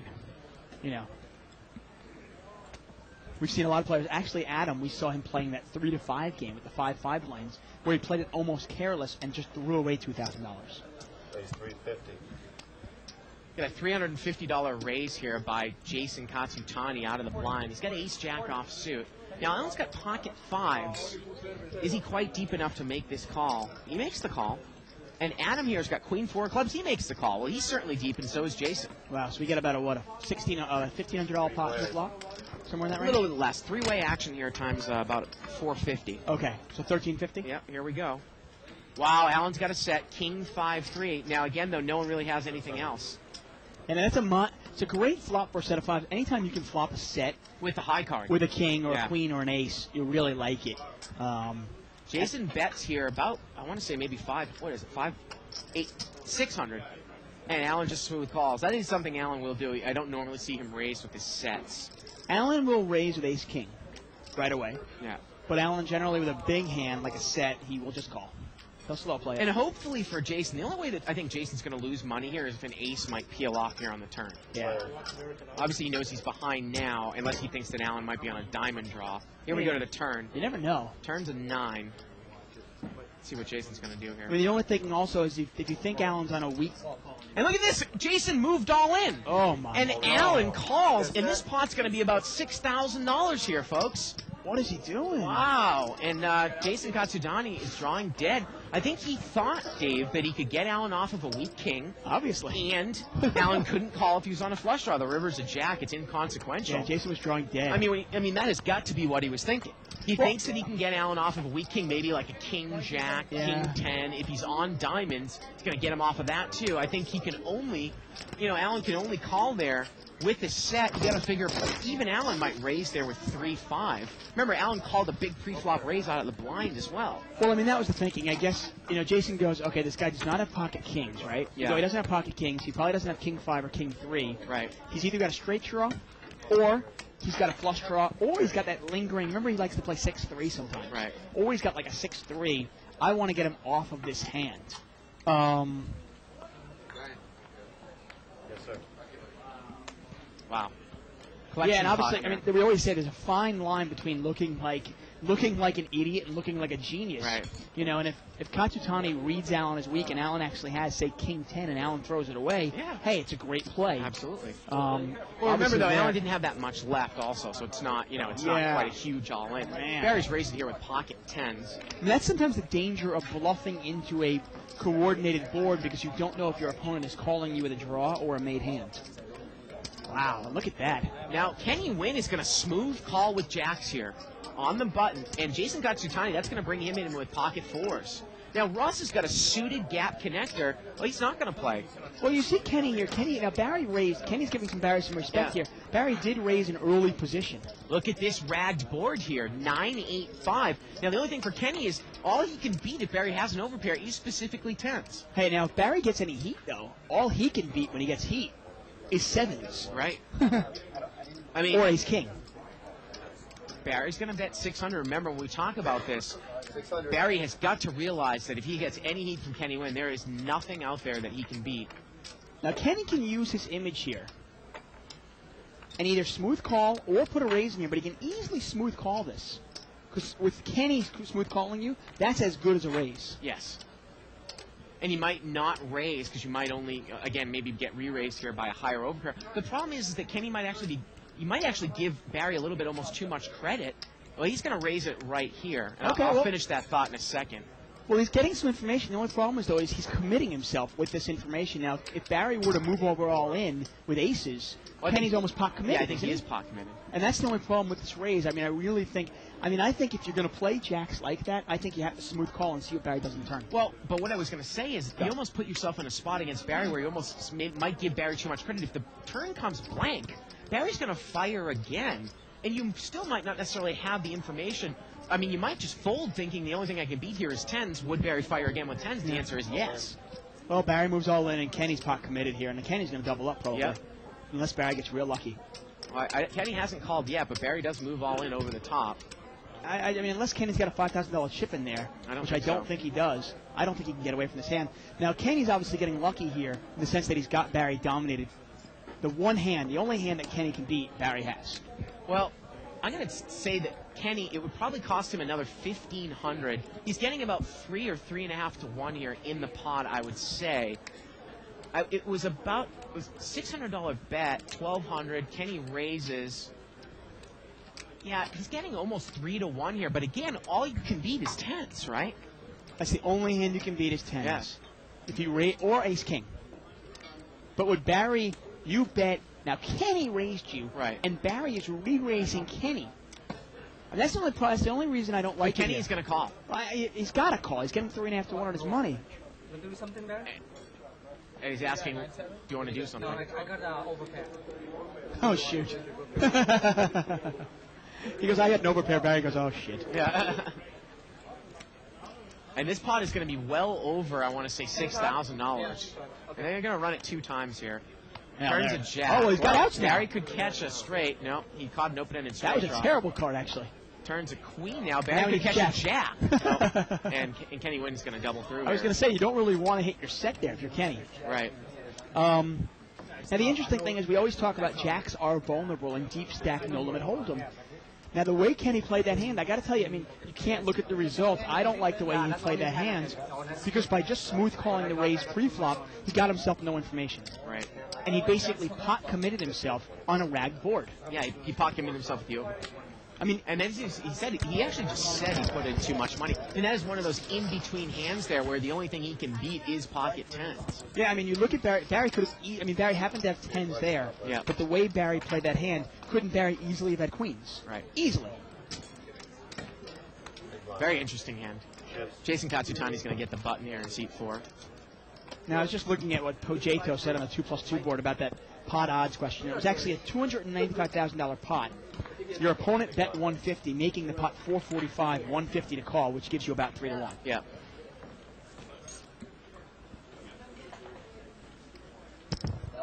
$200.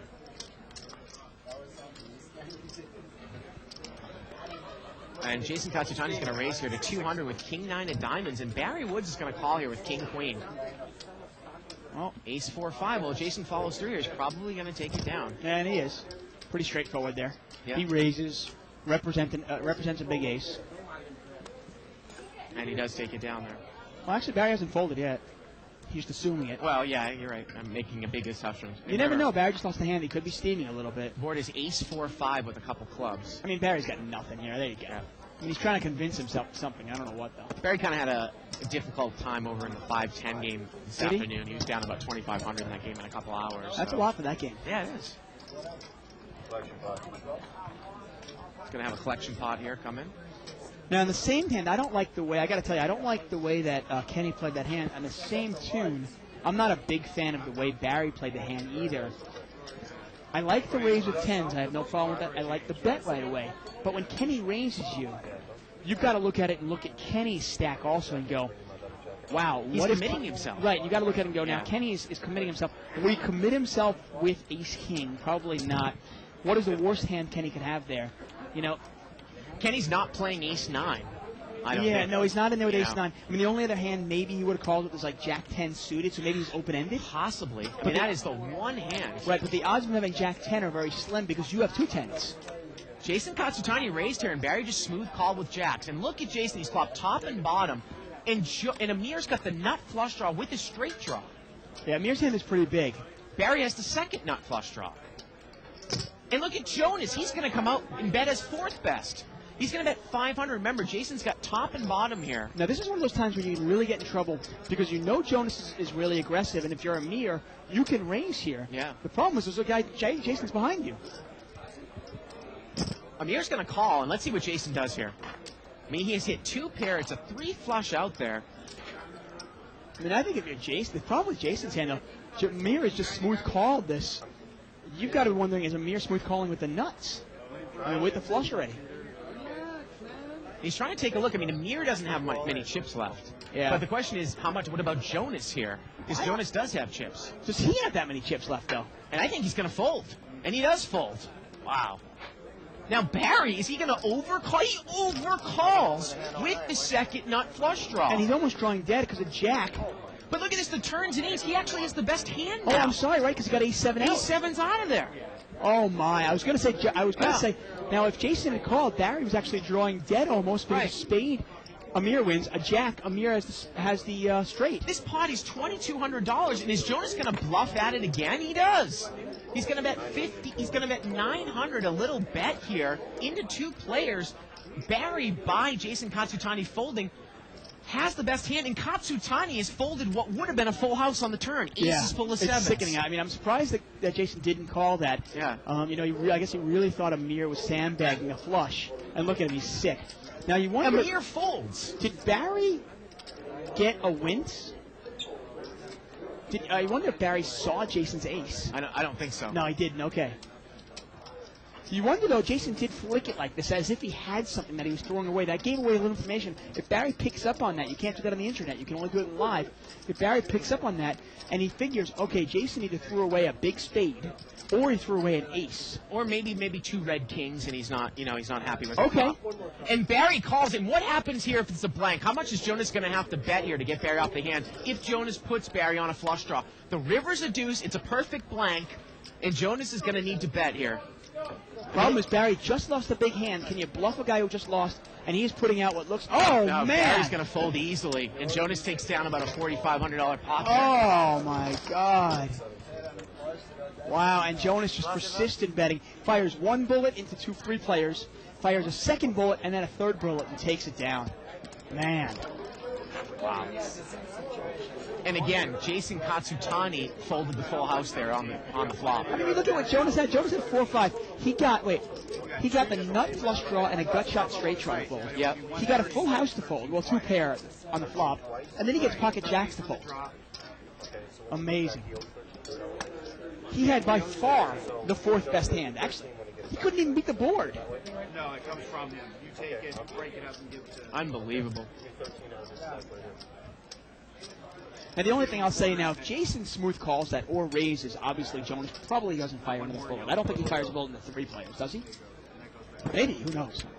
That was some incredible stuff. But the funny thing there is, again, if you took a look at Barry on the turn, it was just almost clear cut that he didn't have an ace, that he was shaking his head, I think, and kind of calling with probably a high spade. Jones picked up on this. Look at this. We got an action player, George Georgie, in the Greek poker god, coming into seat 9. Action Georgie. Got an email post here on 2+2 from Damaja. He says, you guys are always talking about whether an opponent has big enough stack in order to call a pre-flop raise with small pockets or suited connectors.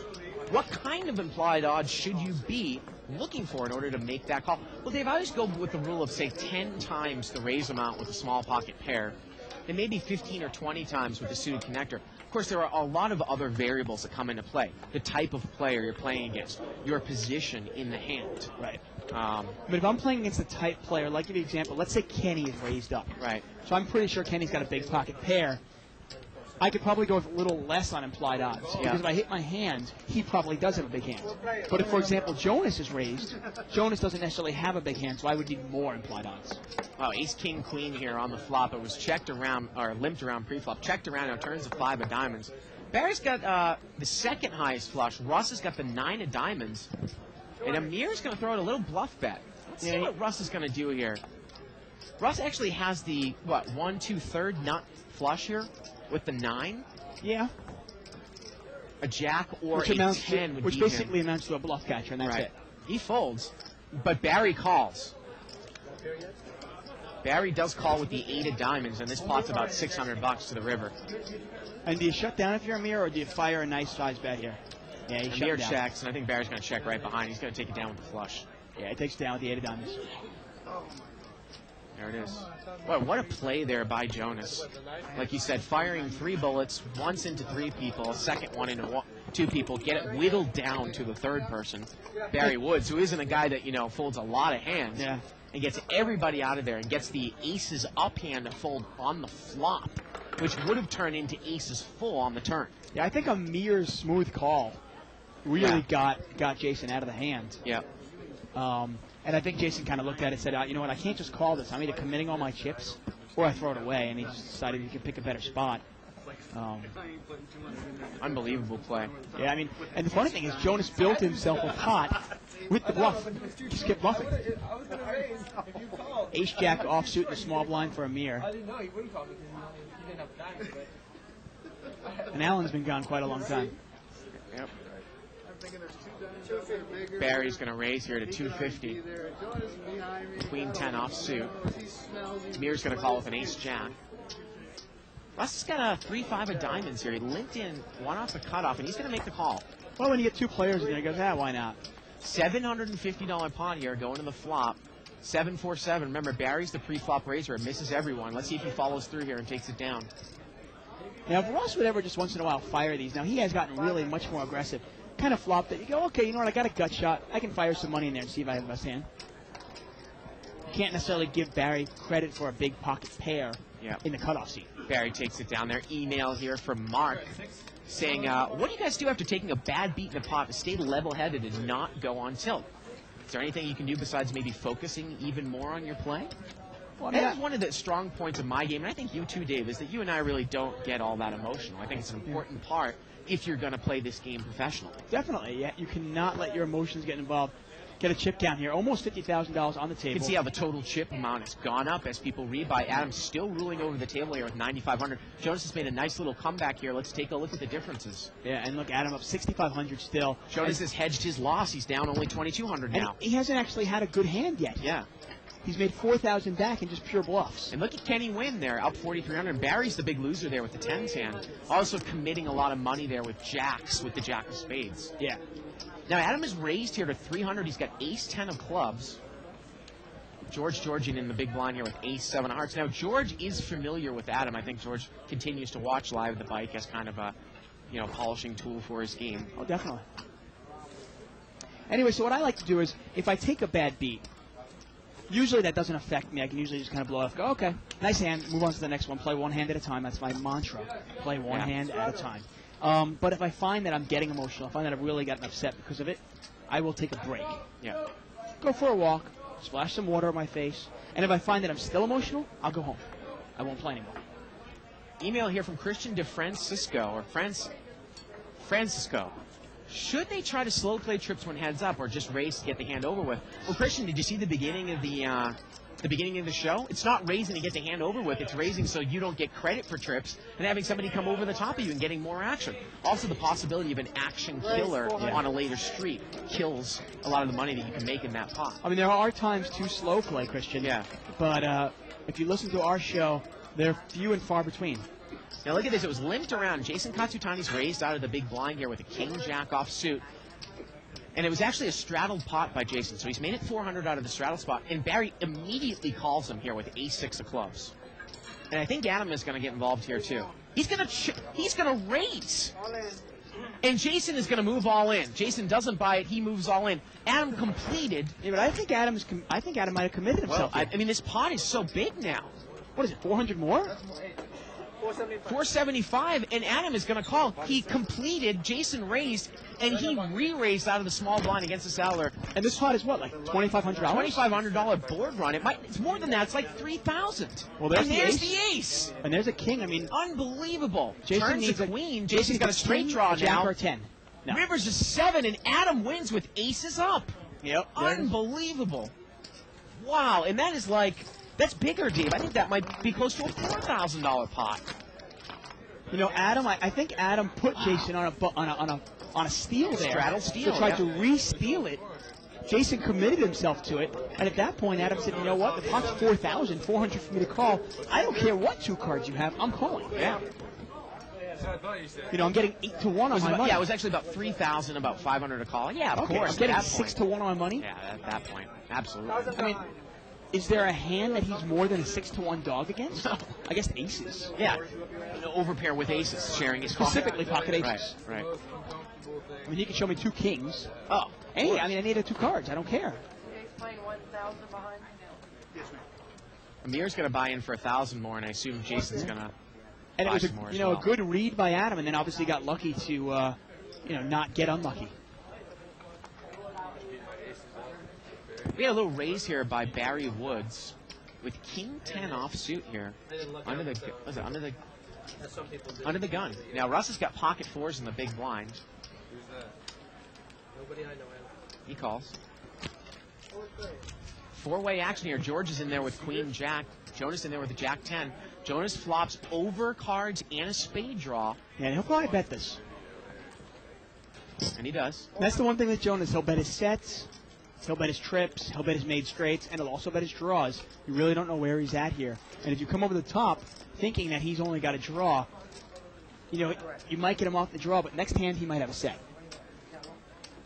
This is kind of, I mean, I'm not necessarily saying it's a leak in Russ's game. But, if Russ becomes a little more aggressive, you might even fire out there with 4s. Granted, it is against 3 players, but I've never seen Russ. I mean, Russ might not even fire out there with 7s or 8s. Jonas wins it there with the semi-bluff. Russ has really taken his game to a new level, though, over the past couple of months. Yeah. I remember the Russ of old, 6, 7, 8 months ago, that was really passive and even somewhat weak. And he's kind of taken the mantra of, fuck Tuckman, I'm going to be more aggressive. And I think it's helped his game. He'd probably concur. Button's going to move over here to seat 3. Can he win?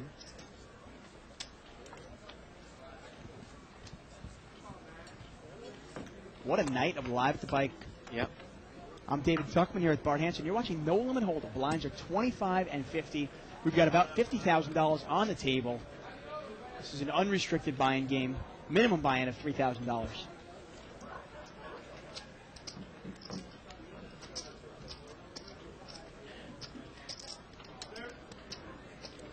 Button's over here again there to Kenny win. It looks like it's limped around here.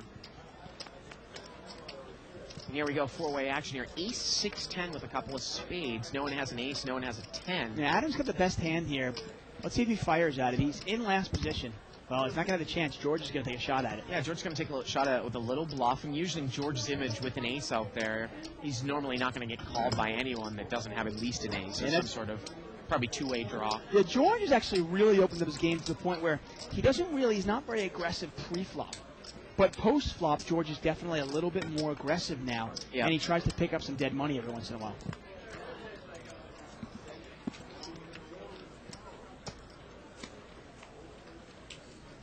Button's going to move over here to Jason Katsutani. It's actually, you know what, it's over to Russ. Jason was sitting out the last couple of hands, and he's going to post behind the button. Yeah. So he's posting dead.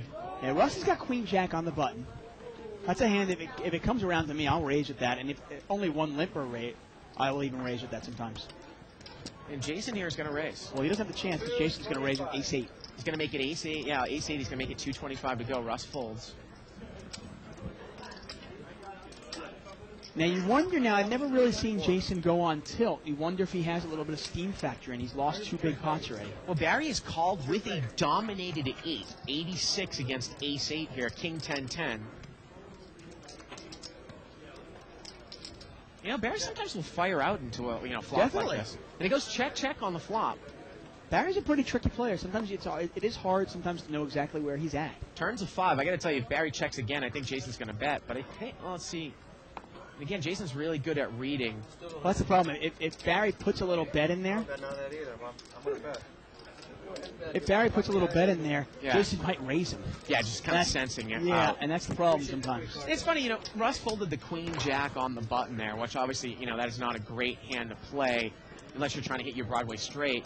And I got to tell you, I probably fold that all day with Jason in my right, even in position Queen Jack, because Queen Jack is just not the type of hand where, against an aggressive player, it's almost, if you hit a pair and he's raising with anything, it's almost too good to fold if you hit top pair, but you almost let that guy outplay you if he keeps driving hard at you from up front, right? It's also a problem. The reason I like and the reason that you like Queen Jack is because when you hit a Broadway straight with that, or if you hit 2 pair with that, or trips, oftentimes it does hit your opponent as well, the raiser. I mean, you think about it, if somebody's raised with ace queen or ace king, and the flop comes out ace king 10, well, you're going to win a big pot off them. But Jason is rarely raising with ace king. He's more often raising with 6-8 or some garbage hand. Who knows? Barry's going to make it 275 to go here with 5-10, and Adam's got ace-10 of diamonds here. I imagine Adam's going to call this. And Adam, look at Adam's money now. He calls. I mean, it's funny. You and I played with him, and it's just... Got to tell you, though, I really like his game. His adjustments to this higher game, the bigger limits, he's really playing pretty well. Now, here for 10 flops here, Adam's got him out kicked. Here we go to the flop. Wow, how about a diamond draw, the nut diamond draw here for Adam. He checks. It might throw a check raise in here. Barry's going to bet a $600 continuation bet. Barry has none of this. You can look at the percentages here. Adam's a 91% to win this hand. And I got to tell you, I mean, this is not the way I like to play the hand if you're Adam. Unless you have, say, like, Jack 9 of diamonds here. I mean, I'm sorry, 9-7 of diamonds here. It's not that way I like to play the hand here because you're now you're put in a spot where you're going to check call. Right. I'd rather just bet right out into him. 7-9 or 9-10 double gutted with diamonds. I mean, I tend to agree with you too. I mean, another way to play this hand if you want to, sometimes you can just call this here and then put a bet in on the turn as if you had a queen. Because once as you always say, if you check raise here and get called, well, where are you then? And then a blank comes on the turn, what do you do? And he is going to check raise. Yeah, and this is going to work out. So Barry's got nothing. Barry's going to throw it away. Wow, he check raises 2,000. How much more? Wow. Well, I think he looked at it and he said, wait a second, if I check raise a little bit and I get called, what am I going to do? Right. So he's almost committing himself with this check raise. And Barry's obviously going to throw this away because he realizes he can't play. The pot is just too big. Well, I mean, once he makes his call, he commits himself, unless he wants to burn off the rest of his chips. He's just not that deep there to try to finagle it. And that's the reason Adam made such a big check raise. The problem is, though, is Adam's only going to get called by a hand that hasn't beat. Now, one of the reasons I don't like check raising too much of the draw here, like you said, let's say you check raise at the $600 and Barry actually has pocket kings, ace queen, king queen, something like that, and Barry smooth calls you. And let's say a black deuce comes on the turn, then what do you do? Let me throw something else at you and ask Barry folds. If you lead out on the turn, if you lead out on the flop kind of big, Barry might just call you with a mediocre queen, like a queen jack or a queen 10. But the thing is if you check raise big, we've seen that Barry is comfortable calling off 2,000 more with Queen Jack or Queen 10, as opposed to you maybe kind of naming your price almost on the flop and him just calling with Queen 10 or Queen Jack. Basically, you're making your draw really, really expensive. And the ultimate point is there isn't a whole lot of fold equity against Barry Woods if he has top pair, pretty much regardless of kicker, or obviously an overpair. Yeah. So you're just not going to get him off of a queen or higher. No, exactly. I agree. Now, the other way to play the hand, I will say, is, now this is only if you do this with sometimes, let's say, like I said, sometimes a queen jack or a king queen, I will check, call, and then bet a little big. Right. And obviously you can do the same thing with that draw, represent the queen. At the same time, you're also naming your price for the draw if your opponent calls. Jason, oh, look at this. Jason is raised here with 6-4 offsuit. Jonas a smooth call with an ace-jack. Barry's in there with jack-9. And Jonas has got top 2, and it gets checked to him, and he bets. Yeah. I'm surprised Barry didn't put a little bet in there with jack-9, just to see where he's at. Because now he's in a spot where he's probably going to call. And look at this. Now he's going to check call here, and he's drawing almost dead to running 9s here. Yeah. The turn's an ace, and Jonas fills up. Let's And see how a good player... And now Barry's going to try to represent. He comes out and bets. He bets 1,200. Now how is Jonas going to finagle this? Well, Barry's not that deep now. I don't think he has a $5,000 chip there, does he? And he might just call, and he does. Jonas just smooth calls here, and we can see Barry's in disgust. River's a queen, and Barry checks. And Jonas moves all in. And look at this, Barry only has about 1,000 or 2,000 left, and the pot is already about $8,000 here. And now Jonas and Barry, they've become friends. They do talk poker a lot. I think Barry asked Jonas a lot of advice. And what would the advice be here? Fold your hands. I just wanted to, it was interesting. I wanted to see if Barry checked to Jonas on the turn. We always talk about on the full, when you fill up there, betting in your hand. If you put Barry on a jack, you might bet a little bit, build a pot up. Barry might not give you credit for an ace because there's 2 out on the board. Yeah. Because if you check it and then the river comes queen or king, well, then Barry's probably going to fold just a jack anyways, right? Yeah. But you know what? Jonas didn't even have to do the betting because Barry bet right into him on the turn. Yeah. Barry has kind of picked some ill-timed spots to bluff. Last week, when he made the big call of Russ's bottoms full of queens, 8s full of queens raised, and then bet out in the turn with pocket 9s. Well, Barry's game, while it's not similar to Mike at all, it is similar in the sense that when he's running well, he can easily win 12, 13, 14K in one night. Right. We've seen him go on a rush where in 3-week span, he'll win 40,000. But at the same time, when you're winning that much, obviously you're risking that much and you're opening yourself up. When Barry's running bad, he can easily go down 10, 12K. Yeah. And we see tonight he's already down probably, I want to say, $9,000, $10,000.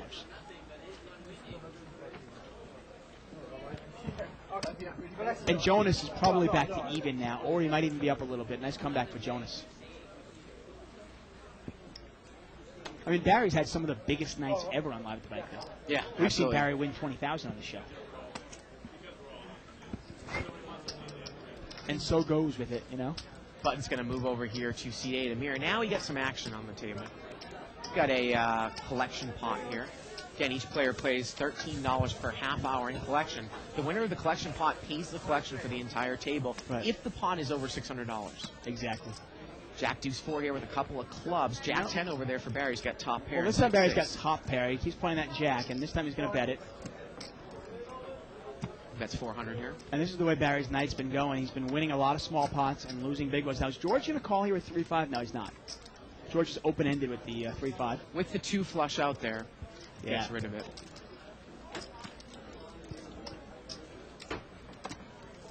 Now, it's funny that he didn't call that. I mean, in the sense that Barry was a button better. I mean, he was the last position to bet. I'm surprised that George didn't take a shot at it there.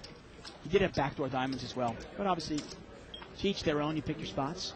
The only reason I play that probably against Barry is if I hit my hand, I know I'm probably going to get paid. Yeah. There's also a chance I can represent clubs.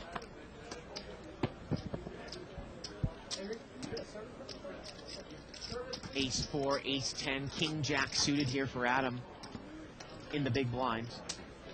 Barry looks like he limped in here. Allen limps in. Allen still tends to play those ace-ragged hands. Get a raise here from Adam. And Adam's going to raise it out of the blind, 300 more with king-jack suited. Well, you know what he figures? That he has the best hands. Figures all these guys are limping and a lot of dead money in there. Now, Jason is next to act. Is he going to call with ace-10? I got to figure if he calls, he hopes that everyone behind him folds, right? I would assume so. Yeah. I don't think he's going to.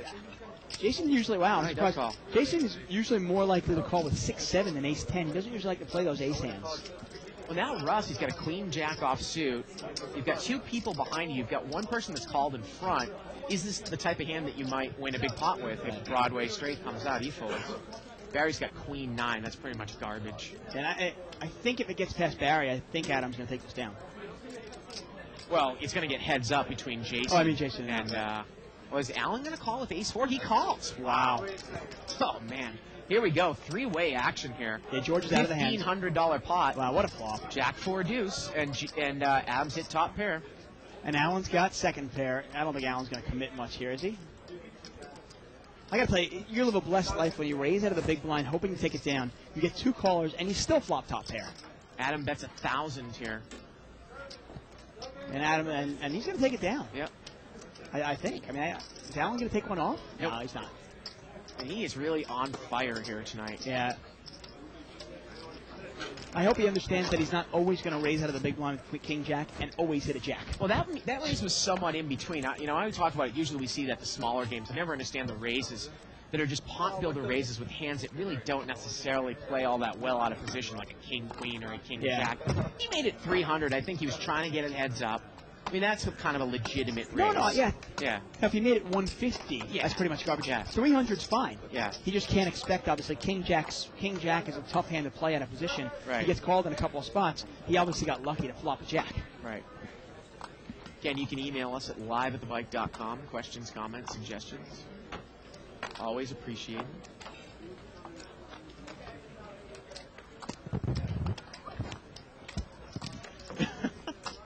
Got a kind of a funny email here from Dan Curry. I'll get to it in a second.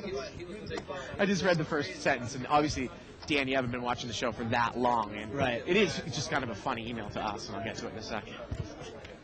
This one gets folded you around. You have to kick the guy when he's down, don't you? Here it goes. I watch the show a lot, and I have to ask, what's the deal with Barry?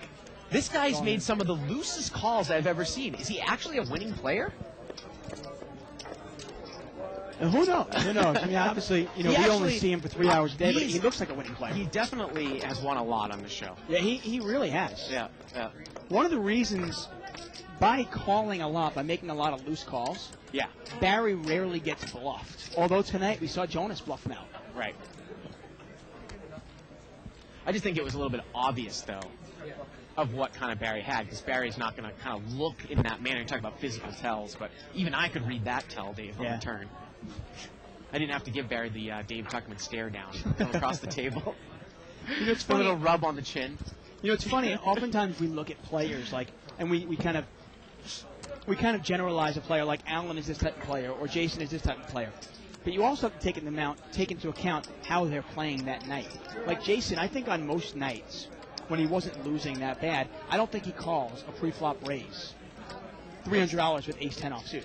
Now, Adam is raised here again, out of the blind. He gets it heads up against Allen, ace-7 against ace-8. If Adam follows through here, he will take it down. Well, this is what I was curious of now. What is Adam going to do? And he is going to follow through, and Allen immediately folds. Yeah. And Adam takes it down again. And you know what? I don't think Adam's actually shown down very many hands. Has he lost a pot that he's been involved with tonight? I don't think so, no. Nothing significant, at least. Yeah. I remember that 8-deuce hand against Barry Woods. Nobody saw that. Right. Now, people did see him re-steal against Jason with ace-7, but that might have been everybody going, well, he made a read on Jason that Jason was weak, and he was right.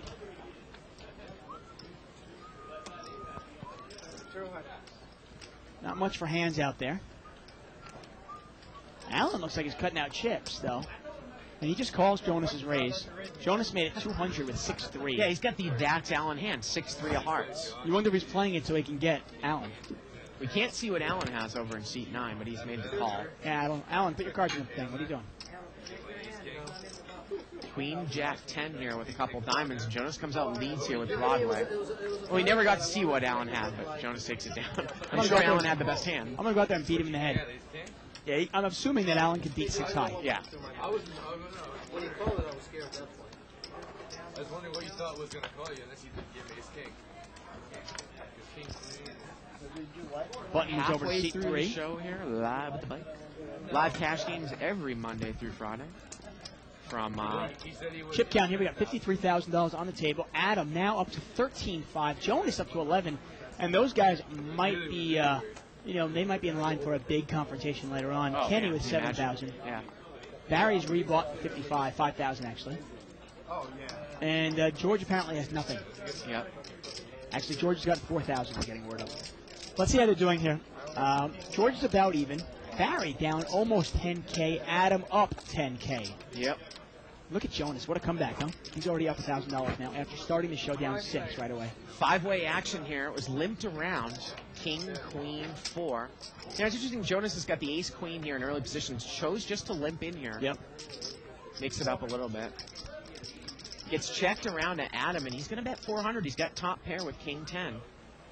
Is Jonas going to get involved? Jonas makes the check call here with ace, queen. And he is behind. See these two go to head-to-head. Turns an 8. Yeah, Jonas is in bad shape here. I mean, Jonas has only got 5 outs to the win, and Adam's going to continue betting. He bets 900 as Jonas checks to him. And like I said, you wonder if these guys have a handle on Jonas. I mean, on Adam. They really haven't seen him play that much. You and I are a lot more familiar with Adam than they are. Is Jonas going to make a move here? He's thinking of it. He's going to cut some chips out here. Well, the only thing is that you got to look at it. Adam is in the cutoff seat. Right. And he's representing a king. And he's going to check raise. Yeah, there you go. Now, how much is he making it? Looks like 25. Is it 20? 1,200 more? 12 or 1,500 more. Yeah, now this is the thing I'm not. This might be the thinking in Jonas's head. Now, Adam is in the cutoff seat with what he's representing as a king. So you'd think, and he's going to call. And wow. he makes this call here, Dave, and we have quickly got about a $4,000 pot to the river. And now I think, obviously, it might even be more than that. It might be close to 5,000. Let's see what Jonas is going to do here on the river. The river's a 3. And that doesn't change anything. Now, the only thing is now, and look at this, it goes check, check. There you go. Jonas just, you know what? I think Jonas just gave up third diamond there on the river. I don't, obviously you don't necessarily give somebody credit for backdoor diamonds, but I think that once he got called, I just don't think that. And you got to tell you, I mean, now, like you said, a lot of hands haven't been shown down for Adam. If you're paying attention to the table, and he turns over king 10 there, you got to notice that a little bit, right? So the big check raise call on the turn. Yeah, but he's calling it Jonas, though. I might call Jonas with king 10 there. He's calling a guy who will raise. I mean, you've got to be aware of the fact that this guy, I mean, I wouldn't call a raise of Kenny with king 10.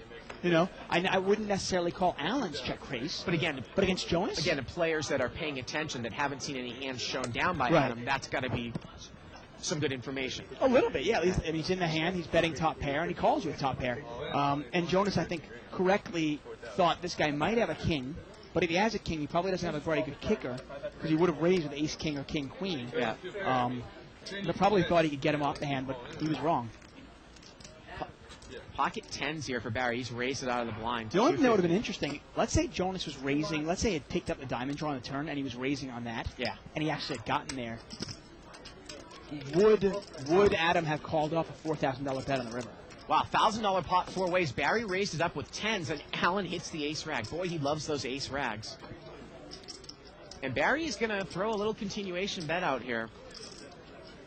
And this is the problem with ace-7 with 3 people behind you. Yeah. Barry's bet 500. The pot's now 1,500. It's 500 to call. You just have no idea where you're at while Allen calls. And it's a tough spot to wow. And Adam overcalls with. He's got a nut flush draw. Yep. And it's tough with Allen because, see, Allen could not drive him out. Wow. Turns to Jack. Now Allen picks up a spade draw. And Adam has a gut shot straight draw as well. And Barry continues to fire into 3 players. He bets 1,000 into a $2,000 pot. And Barry's almost drawing dead. The pot is 3,000 now, 1,000 a call. Allen's got top pair with a spade draw. Adam's got the nut heart draw with the gut shot to the queen. And for some reason they say Barry can't win the hand, but they're wrong. Barry can win the hand with the 10 of... No, he can't win the hand. Yeah. Because 10 of spades obviously would give Allen the straight. Calling a call here. There you go. $5,000 to the river, and Allen's way out in front. And the river's a heart, and Adam makes the nut flush. Hey, was there any doubt that Adam would hit his hand the way he's running tonight? Any doubt at all? Do you have to shut down if you're buried there on the turn? After getting called in 2 spots? Yes. Yes, you do. Unless, I'll throw this at you, okay? Well, wait a minute. Checked to Adam. It's a $5,000 pot. Let's see how much he's going to bet. He's going to bet $2,000. It's a nice bet. Pretty nice bet there. Will he get called by Allen? I can't imagine how Barry can call here. I mean, I got to tell you, I can't imagine Allen calling this either. You got to look at this hand and go, you got to start thinking about it. Going, if this guy called me with an ace, I can't beat the ace. If he called with hearts, I can't beat the hearts. What can I beat? I mean, the only hand you can beat is 4-5. $2,000 to call for a $7,000 pot. Allen is getting about 3.5 to 1. I got to tell you, it makes sense the guy in behind might have a flush here. Makes a lot of start sense. thinking of the possibilities of what Adam might have here, right? What could he call with? An ace, a hearts, or 4-5? The only hand of those you can beat is 4-5. But would you really call a big turn bet with 4-5? I don't think so. I mean, Allen's got to realize at best, I mean, his 7 doesn't even play. I mean, come on, you can't even beat a real ace. Again, it's a $2,000 bet for a $7,000 pot. And inherently, that is the problem with ace rag. Allen could not protect his hand. And he makes the call, Dave, Oh, and Adam takes down a $9,000 pot with the nuts. That's amazing. Unbelievable. That's just an awful call by Allen. I got to tell you, that's Allen. That is an awful call. I like the bet by Barry on the flop. Now I'm just going to give you some reasoning of the bet on the turn. Now, I don't think he bet enough, right? But I'm just going to give you some reasoning on the bet on the turn. He knows Allen is capable of throwing away a raggy ace, right? Right. Well, if you put one player on a raggy ace and you put the other player on hearts, all he needs to really do is get one of those players off it, right? If you can get Allen off. Remember, when Allen calls on the flop, Adam calls behind you. Now, when Barry persists and bets again on the turn, Allen should throw away a7, really? Right, but And if Allen does throw away a7, well, then Barry's in there against the 10s. The more I think about it, I don't really hate the bet. Well, and of course, the reason why Allen stayed in there is he picked up the nut spades on the turn, and then it just Exactly, but how does Barry know that? Then it just got caught up into Right. Calling on the river. But Barry doesn't know that he picked up the nut spades. Right. I mean, I wonder. Now, let me ask you this: if Allen didn't pick up the nut spade draw on the turn, do you think Allen throws it away? I think Allen. Well, in that case, then Barry's bet is fine. Look at this, George, and he's picked up top 2 pair. We had a raise. I couldn't tell who it was from. And George is going to bet 500. He's going to bet 500 to about a $700 pot. He's got top 2, and I don't think anyone's going to get involved here. I mean, I know you and I know I love to razz on Barry, and obviously we give him praise when he makes a bad play, and when he makes a bad play, we always point that out as well. That bet on the turn, initially thinking about it, you go, what is he doing, firing twice? The more I think about it, I don't think it necessarily was a bad bet, especially considering he knows how much Allen loves to play those little raggy aces. Again, though, and I love Barry, but is that going through most players' head? I'm going to get Allen I'm going to give him credit on that one. Okay, I think he is. we'll ask him after the show. I really am. Because think about it. If Adam had a big ace, well, no, I'm being honest. If Adam had a big ace there, you don't think Adam's going to raise? And we know Allen raises with a big ace. $225 raise here by Jason Katsutani. 5 pocket 6s. Barry's going to call with the king jack of clubs. Amir is called with ace deuce of diamonds. And Barry flops the second nut flush here. He flopped it. Yeah, but Jason's got a straight draw. Right. Jason's going to bet 450. Let's see how Barry's going to play it.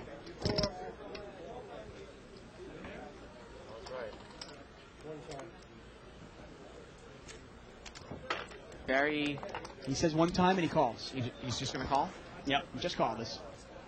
There it is. He calls. How about an 8?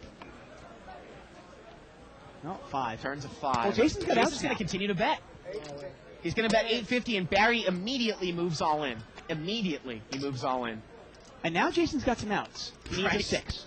A 6 only, or 5. Barry is pretty short here. He's going to move all in for, it looks like, another 2,000. I don't think Jason's going to get involved. Jason's got 4 outs here. He needs a 5 or a 6 to win this pot. How much more is it? 2,000, maybe more than 2,000. No, okay, easy. Hey, I want to say hi to full tilt poker out there. They're having a thread. Excuse me, full contact. Okay. They're having a thread.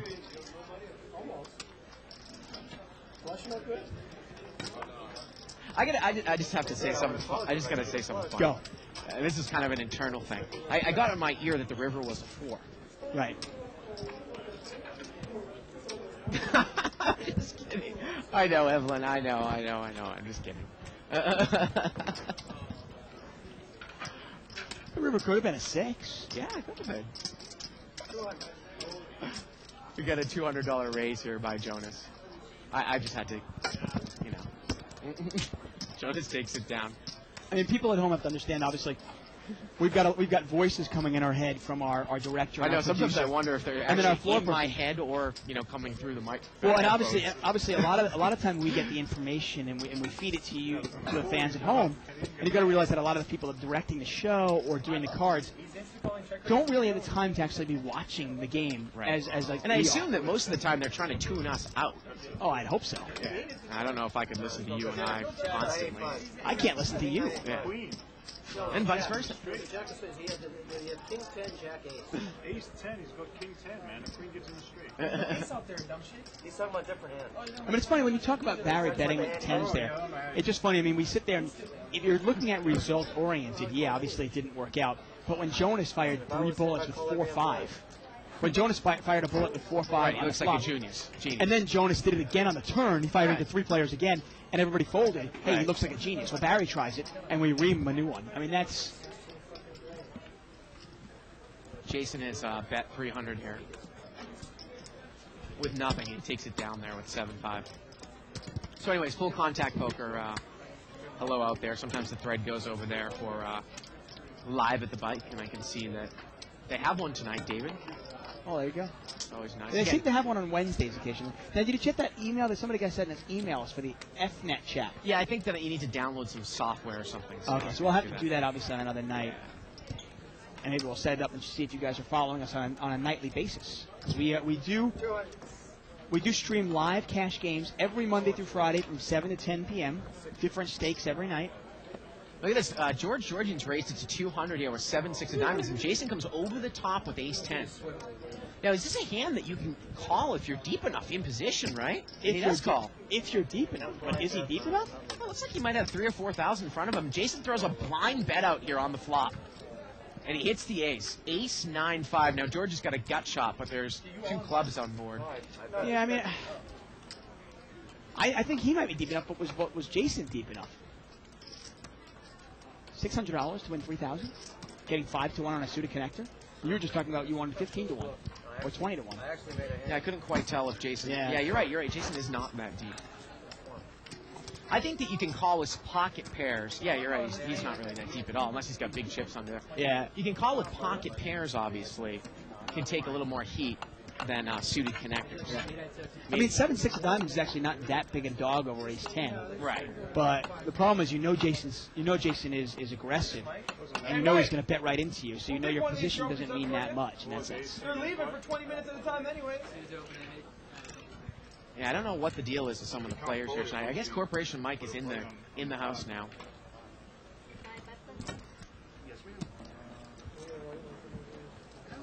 Well, I haven't seen a lot of the players. I mean, a lot of these players just took a little bit of a break. I mean, Allen got up for 10 minutes. The only player that I haven't seen in a while is actually Kenny.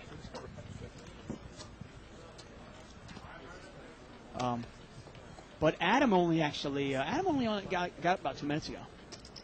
Barry Woods actually has pocket queens here. He's going to raise it up to 300, 225.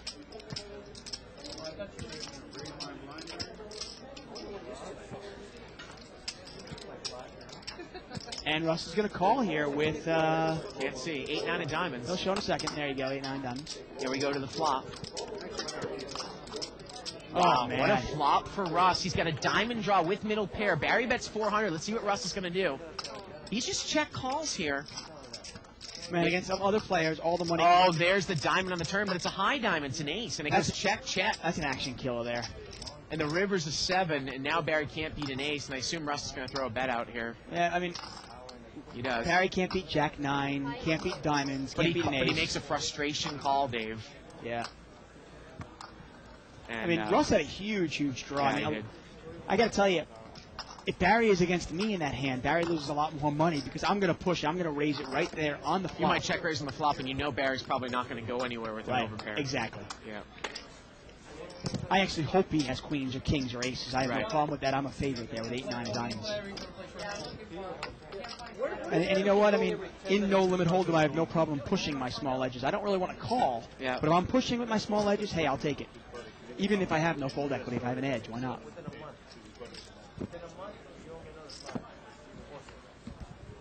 Button's going to move over here to seat 5.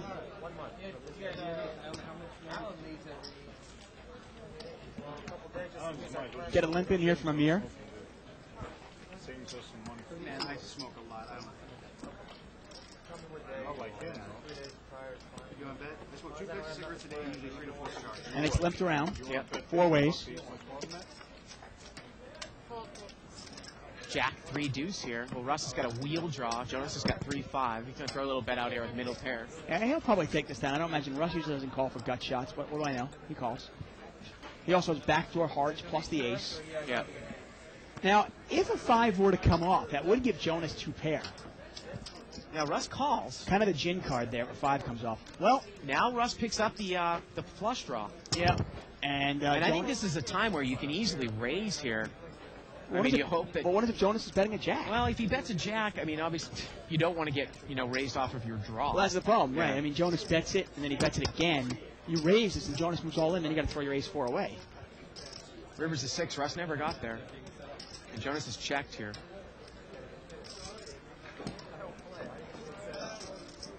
Yeah, and Russ is going to give up. Actually, we can see that if Russ actually bet that river, I don't think Jonas is going to call. Hey, it's a real tough call for him. And he said he put him on 5-6. There you go. Adam is back to the game here in seat 2. And I think that we might actually pick up Kenny Wynn. Yeah, we'll see. Yeah, in seat 3. Especially if Corporation Mike is in the house. No, I mean, obviously players are allowed to get up Right. for 10 minutes or so, go to the bathroom, smoke, do whatever they want to do. But a half hour is just too long. Yeah.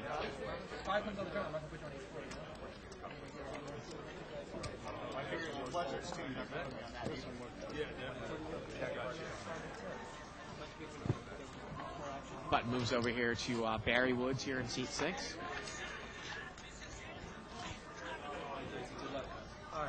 Is that Barry's phone? The Eminem music on the cell phone?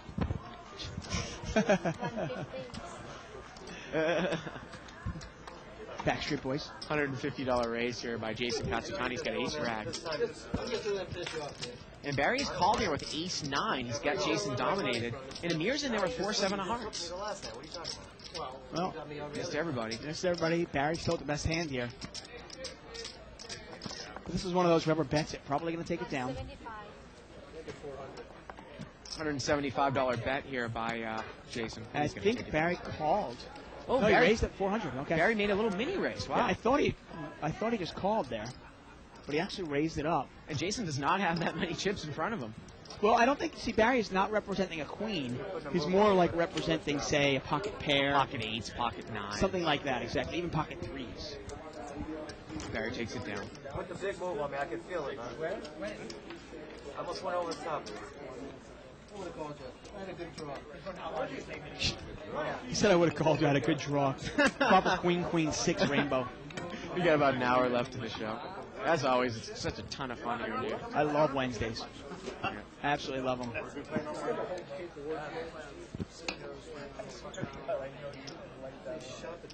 There's Mike.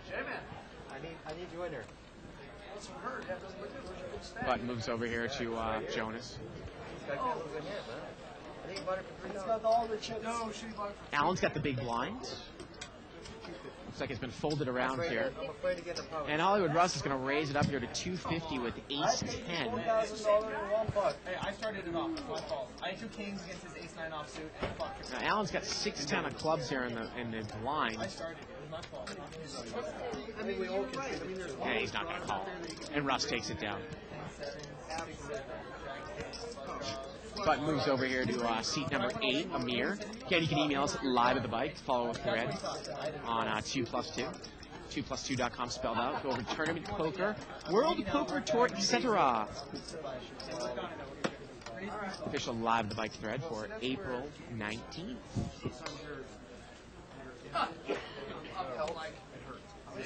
Just salivating, dude. Just salivating. Got a limp here by Jason Katsutani. He's got king, queen of clubs. He limps in here early positions. Russ is going to call.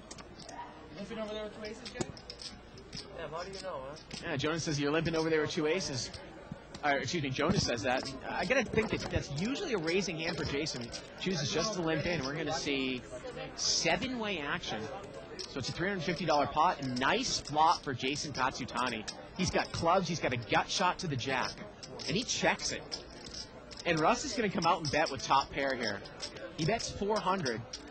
And I think that Jason Katsutani might check raise all in here, looking at what his stack is. Jonas has got 8-9 over there. He's got middle pair, but it is Russ betting. And look at Allen. Allen has got a straight draw and a flush draw. He might check raise as well. Well, Allen's just going to call. And I think that Katsutani's going to push here. Let's see what he does. Club draw, overcards, gut shot to the jack. It's 400 to call. He's got a big hand. What would I do with pocket aces? I get one plate or a hand. I can't say king. And there he is. He's going to push here with his draw. And I think Allen might call him. So that's probably what I would do with pocket aces. Let's see. It looks like it's about, we'll call it about 1,900. And this pot is about 3,100. Another 1,900 for Russ to call. Now, Russ does have Allen to contend behind him. Russ only has one pair. He's got king 10. But I think that Allen might move all in here, or might call the all in. It would put him all in. And he would be drawing close to dead. He would need an offsuit 6, an offsuit 7, or an offsuit 8 to win. As Jason has a better hand here with king high and has a higher club draw. But other Russ is not folded yet. 1,900 to call all in for a $3,100 pot. And you know if Russ calls, Allen's going to call. Or Russ folds. And I think that Allen is going to call this all in. And Jason Katsutani's in pretty good shape here if Allen does call. I wonder. You have 18? Exactly. You know, if Allen thought all his outs were good, he is getting... Yeah, and he's going to make the call here. And Allen needs an offsuit 6, 7, or 8. Here we go to the turn.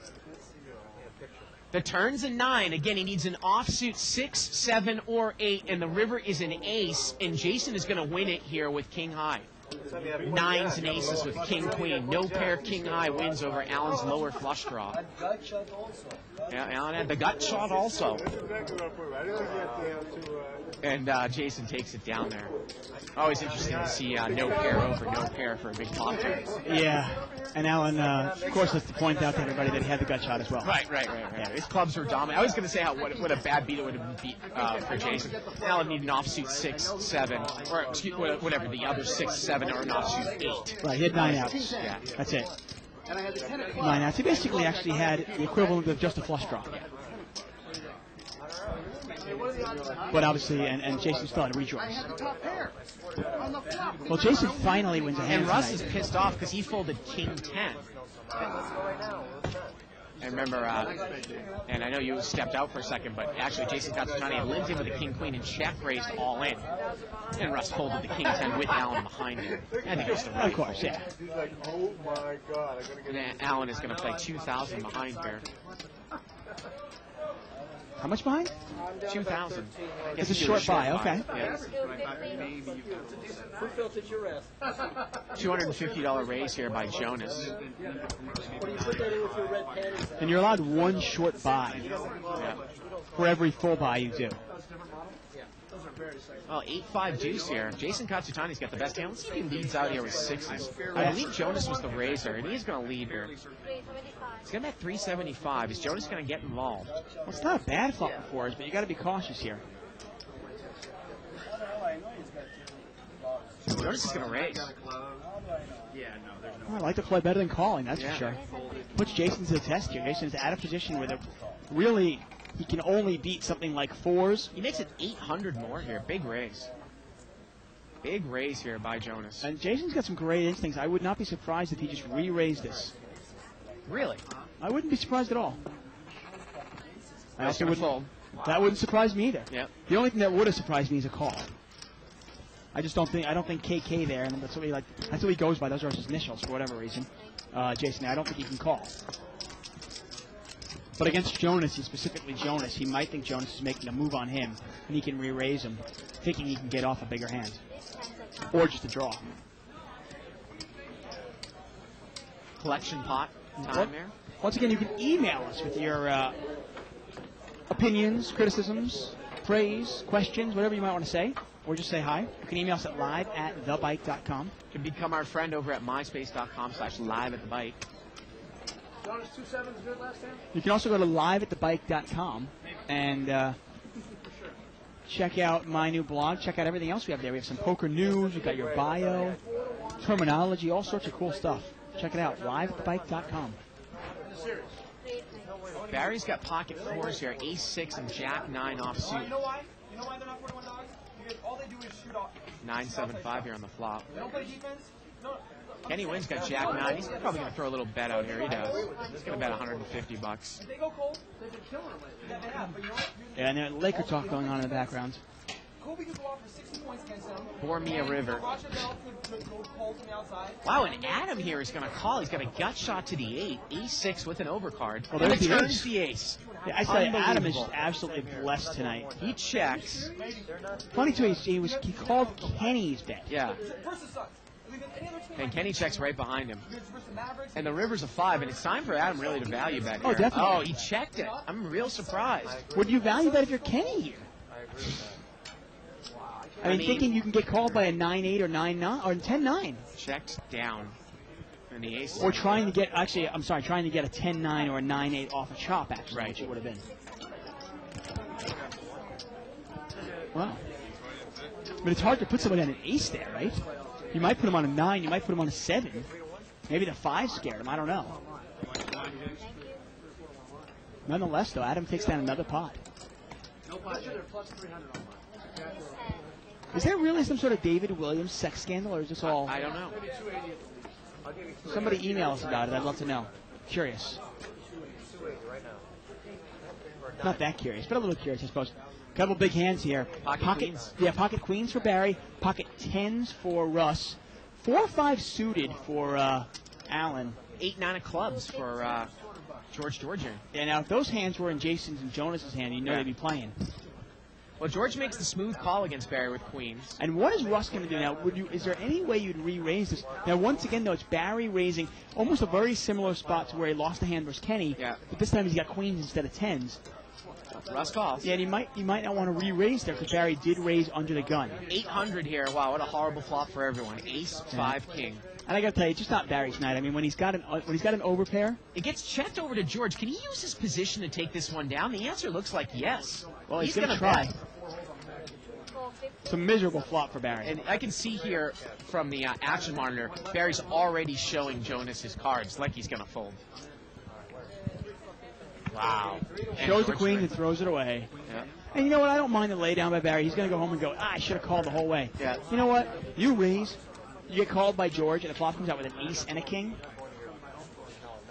I had no problem checking and folding that. All the power to you, buddy. You got me.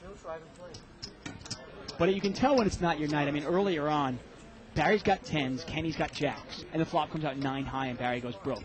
Well, this time he's got queens against Russ's 10s. Now, a beautiful flop for Barry there would have been like a 7 high flop or an 8 high flop, and he probably gets some action from Russ. But instead, he comes out with ace king, and he gets off the hands. And instead of winning money, he actually loses money. Button moves over here to Kenny Wynn.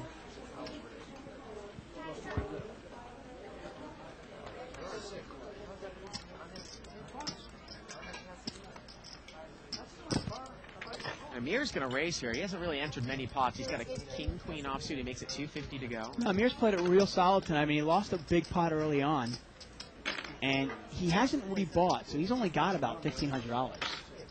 I think he's really waiting for one big hand. Jonas has got an ace-8 of clubs he's not going to call in the big blind. I got to tell you, oftentimes if I drop down to a level that I'm not comfortable in this game, and I don't have the money to rebuy, oftentimes I'll just switch games and go play in 10-20 game and 5-10 game. Right. Look at the chip stack in front of Adam. Unbelievable. Oh, I want to say he's probably up close to 13,000. Yeah. That little turtle. And the turtle's still moving its head. Yep. I love the turtle, man. That's got a freaky turtle. Looks like you got it at a Tijuana, doesn't it?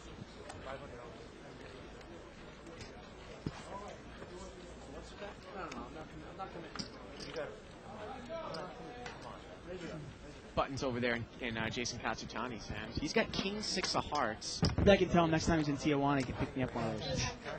He's going to make it 200 to go. Is Barry going to defend with king deuce now? He's not going to.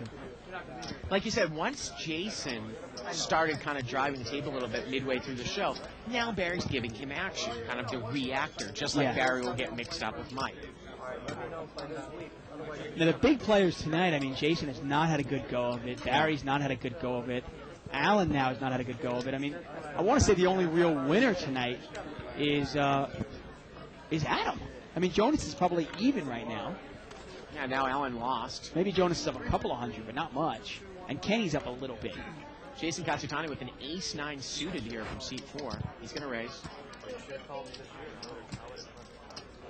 Now, Kenny's probably the tightest player at this table, wouldn't you say?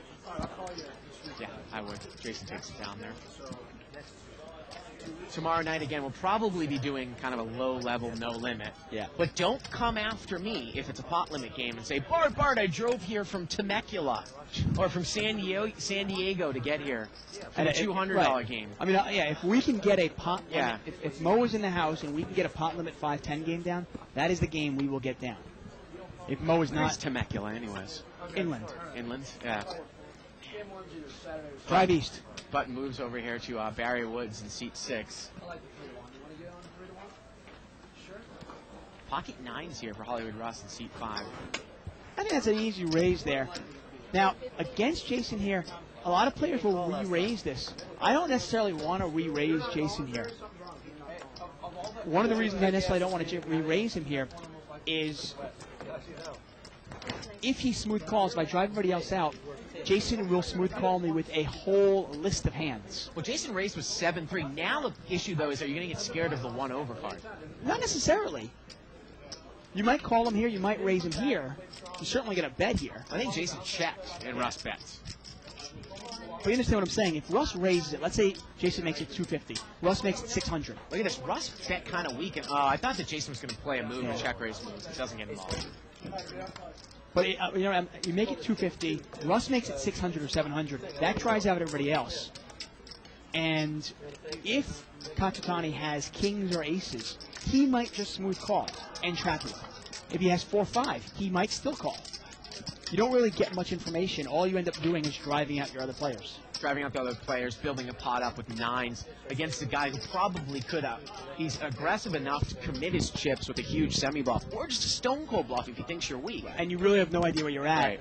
And if the hand is weak as 9s, now if I start talking about queens or even jacks, that might be a hand that I re-raise with. Might not. But 9s is a hand that I probably just smooth call there. Now, if it's a tournament, I can play it a little bit differently, but obviously it's not. It's a cash game. Limped around here. Jonas was thinking about limping in with ace-7 offsuit in the button, but decided not to. 5-way action here, $250 pot. Jack 9-6 with a couple of diamonds. And look at this, Barry Woods, he's got bottom 2 pairs, 69, good old big lick off suit. Now, it doesn't look like anybody has a jack here. Yeah, nobody's got 10-8. But look at this, Russ is going to bet. He's got a straight draw, right? Straight draw with an overcard. Actually, he's got a double gutter. Yeah, he is double gutted. And Barry raises it up here immediately to 500.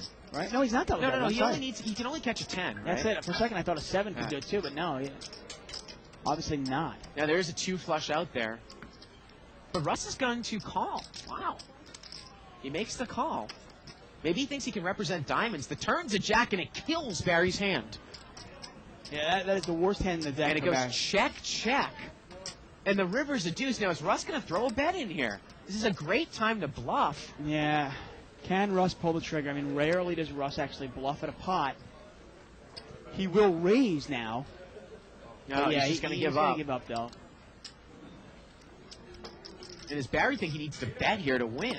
Yeah, but you can't. What are you going to bet to get him off a jack? Checks around. Yeah, that doesn't make a whole lot of sense. I mean, I guess maybe you can bet to get him off a 9, but Right. real tough. Get an email here from, we'll just call him JC. Playing even when you win, Barry? He says, getting up during a game, because I find nothing wrong with leaving a game after a big hand or just for a break, especially if you're playing above your limits. It lets people think about how much money they have and don't want to lose. I occasionally, if I'm playing above my bankroll and playing tight, we'll go play some craps, just to gamble. Okay, hey, we have no problem with that. And actually, we have no problem with you getting up and leaving. But in this game, obviously, since we're doing it for TV, Right. we don't want people leaving, taking a break, and locking up the seat for a half hour. Right.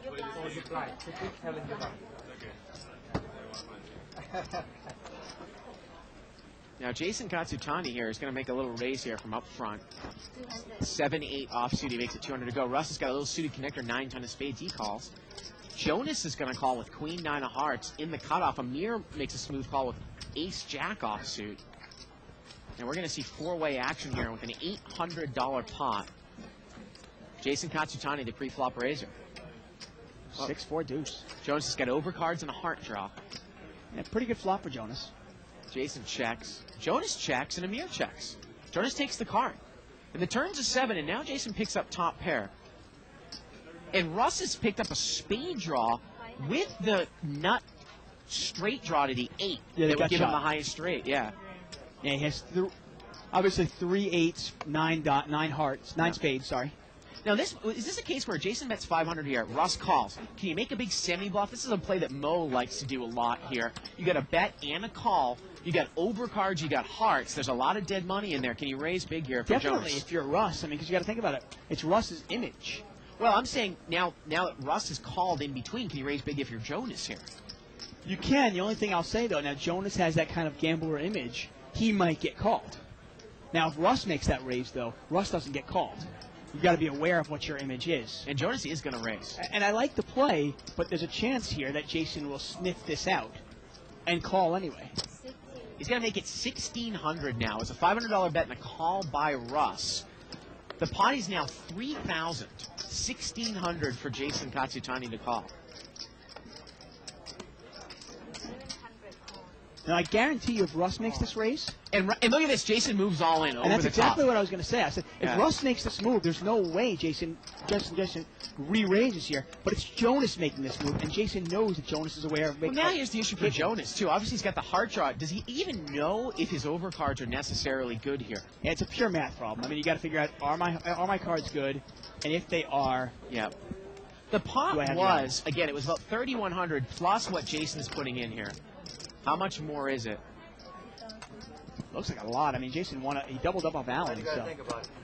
3,100, and actually plus the call, which was another 1,100, 4,200 plus here. So 4,200 with about what? Well, no, Looks plus, like 2,700. plus the raise. So it looks like about, I want to say it's $8,000 pot. I'm gonna be surprised if you don't call. 3,500 more. So the pot is 7,700, 3,500 to call. He's getting about 2 to 1. Now, if he knew, actually it's only 25 to call. Is it 25 or 35? No, it's 35 to call. I thought I heard 35 from It the is. I dealer. can see the white chips. So what I was going to say was, if Jonas knew what Jason had here, he could call, but I don't see how he possibly can know if his 9 or his queen is good here with one card to come. Well, you probably don't even.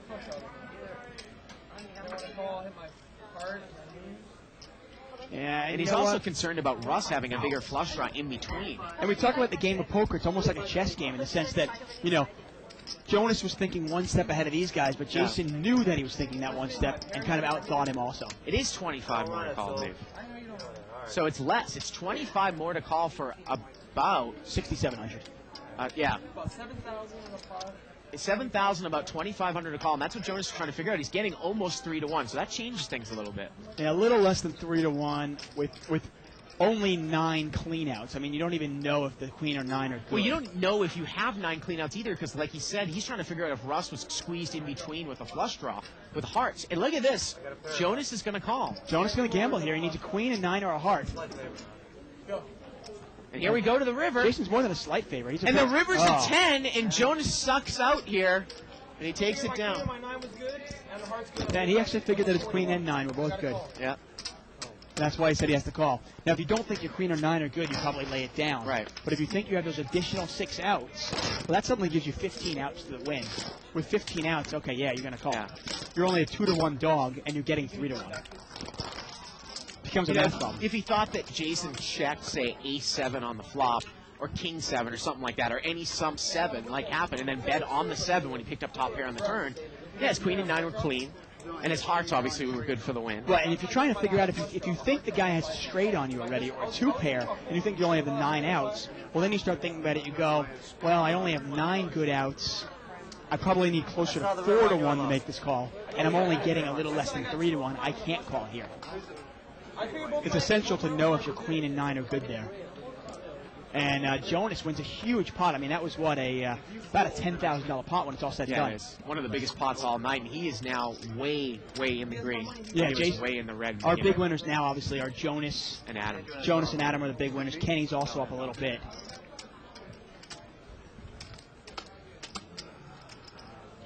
And Jason has really had a bad go of it. I think he's going to rebuy. Here we go here. 10-8-3. Rainbow flop. Jonas has got king 10. He's got top pair with backdoor spades. Is that really David Williams? He's going to bet 200. I don't know. This guy sent us this email. Thanks for the email link. We were talking about the Dave Williams controversy. Video? It really looks like him. That is amazing. Oh man, I don't want to. We're getting a little too far into the video, but very shaky, very shaky. I know. Wow, Jonas. I'll have to look into that more in detail outside the casino. I'm just curious if that is really David Williams, because if that is David Williams, yeah, that's got to be the stupidest thing he could have ever done. I mean, poker is in an age where you can really get sponsorship. Yeah, but also it was probably before he got big, right? I don't know the story. I mean, someone's going to have to fill me in. But I got to tell you that at this point, though, if you are a big-time poker player, you know, you got to be looking at sponsorship. You got to be looking at all sorts of things. We're going network now, Fox, NBC. You got to be smart about it.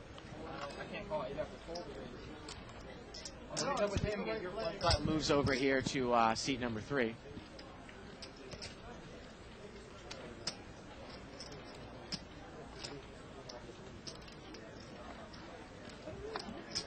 Limped around here. And we don't know if that is David. I have no idea if it's it's or not. There you go. It's a young African American. I have no idea. Right. King Deuce 10 here with a couple of spades.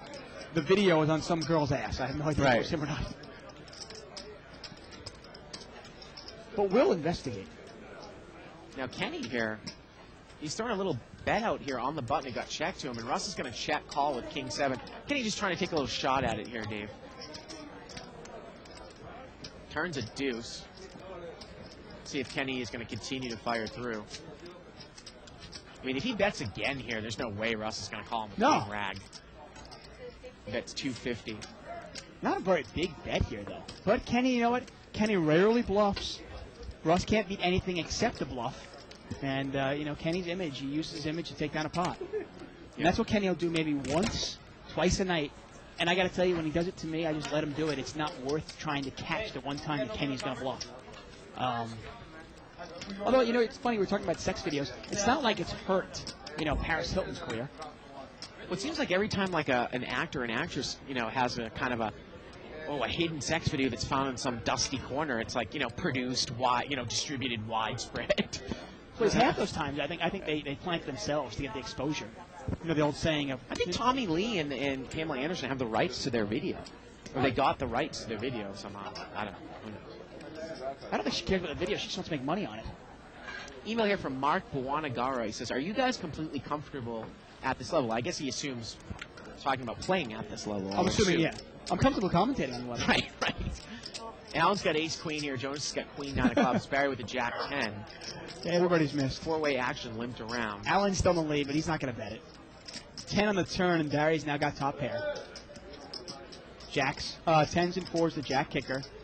Barry throws a little bet in there, and he's going to take it down. Email here from Saul H. from Miami. He says, hey, Bart, say a very passive player raises under the gun, meaning he probably has a big pair. Considering that he won't be able to get out of the hand no matter what hits on the flop, what percentage of your stack, should you be willing to call off maximum pre-flop trying to hit a set with a pocket pair? Well, like I said, I always kind of use that 10 times rule. I mean, it's 1 out of every 8.5 times, 7.5 to 1 to hit a set. You figure, well, if the guy's got kings, there's always a chance that an ace might come out and I hit my set. So you up those odds. Again, if he's raising with queens, there's always a chance there's an overcard. Yeah, I mean, you never want to put more than 10% of your stack in there. No. Probably closer to 6 or 7%. Yeah.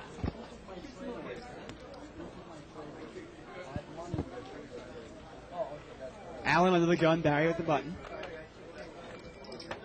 Anyway, so speaking of this level, I mean, I played on this show one time, and I played it short-handed at this level, and I'm not sure if I'd probably be comfortable playing at this level right now, especially in a full-ring game. Barry's raised here with ace-king of spades. He's going to make it 250 to go. Allen is going to call here with ace-deuce of diamonds. George is in there with pocket sevens. Is Russ going to come in with pocket fives? He is. So here we go, $1,000 pot here, Dave. Barry does pre-flop raiser here, and look at this, bottoms full for Hollywood Russ. And is Barry going to take one off and catch an ace? And look at this, Russ checks it, and Barry's going to make the continuation bet. And you know you and I preach betting your set right into the player. I don't mind actually the check to Barry, because usually 90% of the time he's going to bet. Yeah, but if he's got aces or kings, and you bet into him, he's going to raise, isn't he? Although you can't give Barry credit for a raise. Right, for like much I said, on the button, you know, he's one of those guys that would almost raise with And George calls. And George calls, and look at this. All Russ does is overcall here, and we got a big pot. The turn's a king. Oh, man. And this pot is about $2,500. I think if you're Russ, maybe you throw a little bet. No, well, now he's going to check. Oh, man. And let's see what Barry's going to do. It's about a $3,000 pot here. Yeah, and I'm almost positive Barry's cutting out chips here, and he's not going to get away from this now, is he? The thing is, Barry's got to be aware of, though, 2 players called you. He bets $2,000 here. Oh, man, he's committed into a himself. $3,000 pot. Yeah, he's totally committed, and I think Russ is moving the rest in. Well, Russ only has another $800 left. And Barry's going to call because it's only $800, but he's got to know he's behind, and he does. He shrugs there, and he goes, oh, man. Barry is drawing to a king here on the river, and the river is a deuce, and Russ has him. And Barry Woods he has lost a lot of money here tonight. Yeah, I mean, I got to tell you, that's cold deck there. You know, he bets it once, he gets called in 2 spots, and then he catches his king. If he doesn't catch anything on the turn, he probably just checks and throws it away on the river. Wow, what a hand. Yeah, what a hand. That's about $8,000 or $9,000 there. Nice hand there for Russ. Another bottoms full against Barry 2 weeks in a row here, Dave. Yeah. I mean, the only thing you got to be aware of if you're Barry, you've got to realize you bet, right, on the flop, and obviously it's cold deck by catching the king on the turn. Yeah. But when you bet the flop, and 2 players call you, now you had raised pre-flop, and George and Russ called you pre-flop. So you got to start thinking, okay, what kind of hands would George and Russ call me pre-flop with? Okay. Now the flop comes out 8-8-5. George calls, and Russ overcalls. Right. Is there a chance I mean, you're not going to put somebody on a set of 5s, okay? Granted that. But is there a chance one of these players is slow playing an 8? You've got to be aware of that. Now, obviously, he's in a tough spot, though, because they checked him again on the turn. If he doesn't bet on the turn, he's inducing a bluff. But the thing is, though, against Russ rarely bluffs. Right. So you can induce that bluff against Russ. And if Russ bets strong, you probably know. You just fold. Yeah. Well, or if Russ puts in a small bet, you've kind of, little pot size control there. Although obviously it's a tough spot, and Barry is going to take a break. You know, Amir's made a little raise here out of the blind with pocket 8s, and he does not raise enough, and everybody's going to call him. Yeah. 225 here, 4 ways, almost $1,000 pot. Here we go to the flop.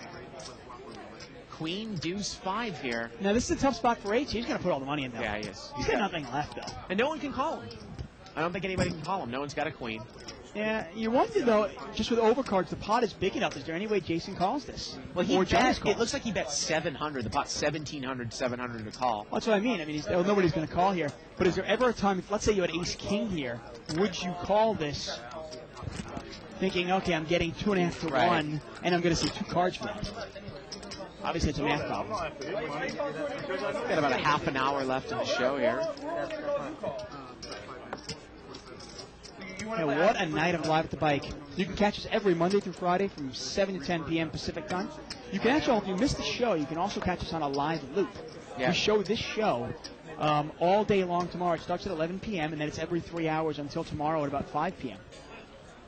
Let's take a look at another chip count here. Look at Adam, 22,000. He's up like 19 grand tonight. Let's take a look at the differences. Look at Jonas. Man, what a night. 70,000 on the table. And look at Adam. Adam's up 19,000. Jonas is up 7,000. And Barry's down almost 14,000. This is insane. Adam, over the last 3 times on Live at the Bike, he is up about $31,000, $32,000. Now, he did bluff off 2,000 in a 3 to 5 game. But who cares about that when you're winning 30 in this game? 3, 4, 6 here. You know, Jason raised with ace-5. He did not bet the flop. Allen has checked jack-8 twice, and now Jason's going to bet. Yeah, and Jason's going to take this down, I imagine. And Barry, he wasn't at the table running. He's telling me he had pocket fours. He would have had a set. He probably would have called Jason, and he would have flopped middle set. It just figures. You know, the way Barry's running tonight, you've got to realize that.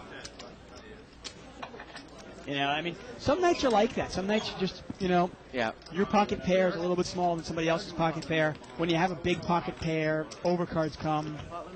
You know, and I want to say hi to Mo. Mo is back from Dubai, apparently watching the show at home. Yeah. Welcome home. Good to have him back in the States, safe and sound. And apparently we're going to have a pot limit holding game tomorrow night. So 5-10 pot limit tomorrow night. If you want to play pot limit or watch it, it's obviously a very different game than no limit. I'm really excited to have it on the show. I mean, where else can you watch a live cash pot limit game? Right. Pot limit holding.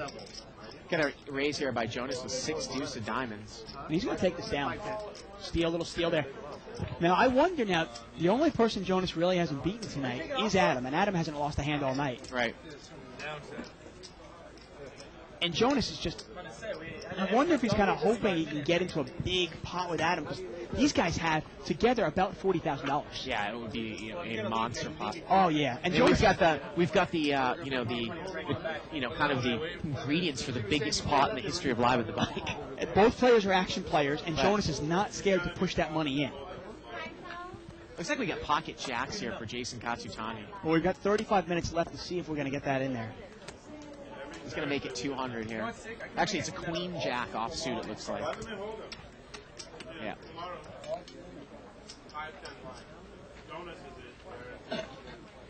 Now George in here is on the button. He folds. I think Adam's coloring up, Dave. I mean, that's $10,000 he just handed over. A rack of whites. Yeah, and that's, you know what? Hey, it's not a bad idea. He took a shot. Yeah. Just took a shot at 3,300. And he's up 19,000 in one night. Yeah. I hope he doesn't realize that it's always this easy. Some people get the bug this way. They get the bug, they go, wow, I can't lose. I'm on fire. I must be the best poker player in the world. We had some people on the thread, Dave, that said that we should give Barry a hug, or maybe you should give him a free coupon for your wife's massage for an hour. He gets no free coupon. I didn't win any money. Bad hour. If I had won, if I had won the 14K that he lost, he gets a free massage. But sorry, I didn't win it. I will give him a hug, though. $200 raise here by Jonas. Queen Jack of diamonds. I like the guy. I don't like him that way, but I'll still give him a hug. And it's going to go heads up, Jason and Jones. Jason's call with the Queen 10. He is dominated. There's the Queen, but there's a King out there as well. Yeah. And you wonder if it had come out Queen high, what would have happened here? Check, check, and turns a 5. And they're going to chop this up, actually. Both players have queens and 5s with a king kicker. Well, if it sees showdown, $300 bet and a call. And Jonas is trying to keep this pot small, and I imagine he might even go check, check on the river. River's a king. Yeah. Actually, now the jack plays. Yeah, it Wow, look at does. that. It's kings and queens to the jack kicker. And check, and Jason got screwed there at the end. Yeah, he rivered him there. The jack plays. Yep. Jonas points to his jack. King hurts you. King hurts you. Now we would have chopped otherwise. Yeah. Can't win with a hand tonight. Oh, man. Yeah, and Jason is just, for him and Barry are really having a tough night of it. Yeah. And that happens sometimes. I've talked to so many poker players that literally run hot for a couple of weeks or run hot for a couple of months, and they think, that's it, I'm quitting my job, I'm going to be a professional poker player, I can do this forever, and they don't realize that the variance. Oh, it's so high. You know, and you look at a guy like Adam, and I'm not saying that he's not a good poker player. Right. He's played very well tonight, but I hope he doesn't put too much stock into the just 3 big wins. Right.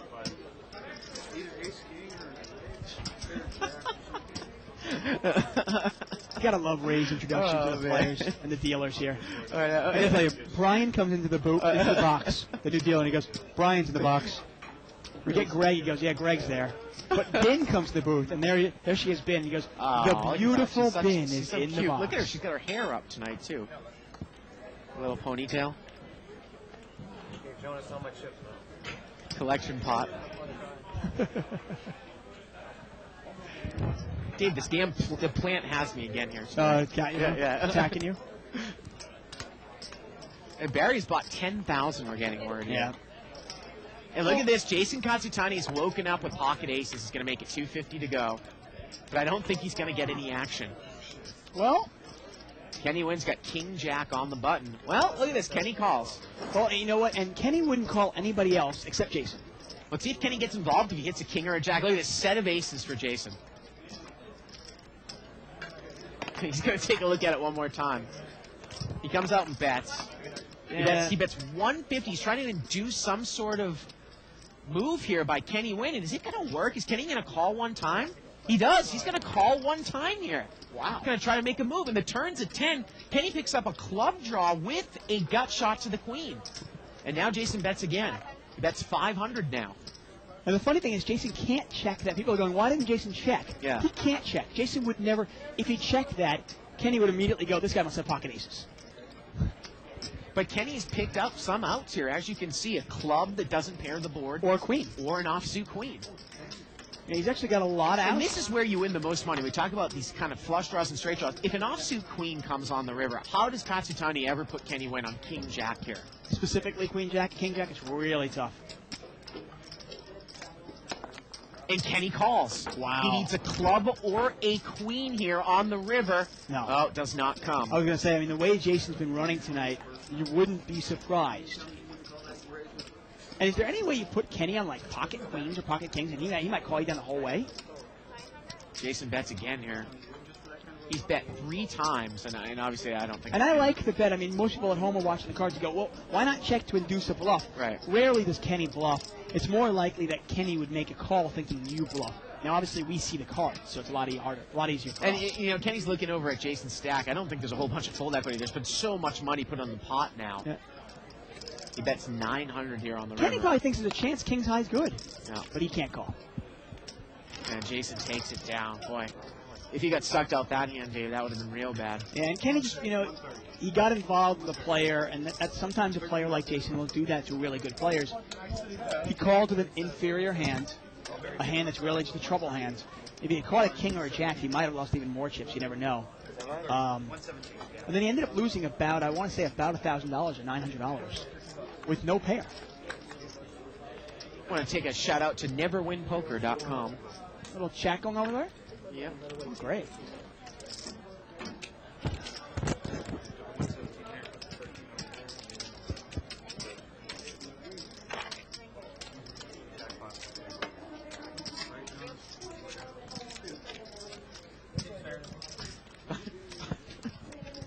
Excuse me. That moves over here to C4. Jonas is under the man. gun. And Jonas did not straddle. I guess he doesn't think he needs to in this game. So many things to look at right after the show is done. Probably going to win this by knowing you tonight. You're going to win this. Barry Woods has got the big blind. Ace Jack off suit here for Adam. He's just going to limp in here, one off the cutoff. Once again, the views of Bart don't necessarily agree with mine. Hey, I know that they put up that little, you know, that little intro because mostly for your sake, for what you say on the show. 3-3-4 here with a couple of spades. Jason's open-ended with overcards. George has an overpair. And George bets 300 here with sevens. Now, what is Jason going to do here? How about if Jason catches a 7 here? Jason calls. How about a 7 for some reverse implied odds? Turns at 10. And if you're George, you got to keep betting this. I mean, unless you're checking to induce a bluff. He checks. Well, would Jason ever smooth call with a 3 here? Well, Jason would smooth call with 9s also. That's 700. But you've got to here. realize that if you give Jason a chance to bluff, he will be bluffing. And sure enough, he's going to call. And I like to check call. If you're going to induce the bluff, why not? And if the river comes out... River's a 5. Well, that's not really a scary card. I mean, you got to start thinking of the open-ended. And look at this straight now. nuts. George is going to come out and bet. That's fine. He's trying not to give Jason the chance to bluff more here on the river. Yeah, I mean, it's funny. It's a funny play to check and then bet the river. The only thing you're thinking, though, I will say this. If you put Jason specifically on 5-6 or deuce 5, which both are open-ended, and you think And did Jason call? Jason called. He called the 1,500 on the river. Yeah, he did. Wow.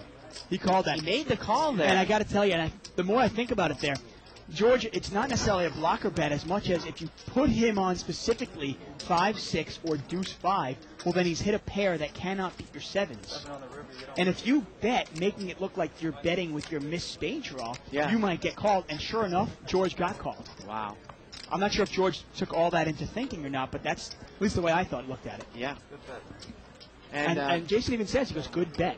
Really a good bet on the river because he thinks he had nothing. He probably thinks, well, he wouldn't bet. I mean, a lot of good but not great players will check down 7s. They won't bet that for value. It's really a great bet from George. I mean, it's a bet that almost lends to George. It looks like George is taking his game to another level with that kind of bet. I think I could let him lay down like, for a 9, 10.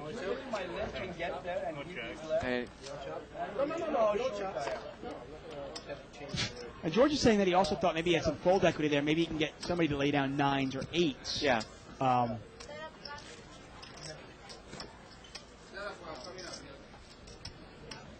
Gonna get a set up here, it looks like. No, we're not. Button's over here in seat 6. Barry Woods. Again, we get about 20 minutes left in the show here. Yeah, Barry's rebought for another 10,000, and he'll do this sometimes. His swings are huge. Yep. You know, unlike, I mean, you and I will rarely have a swing like Barry because we don't play as many hands. We don't quite play like he does.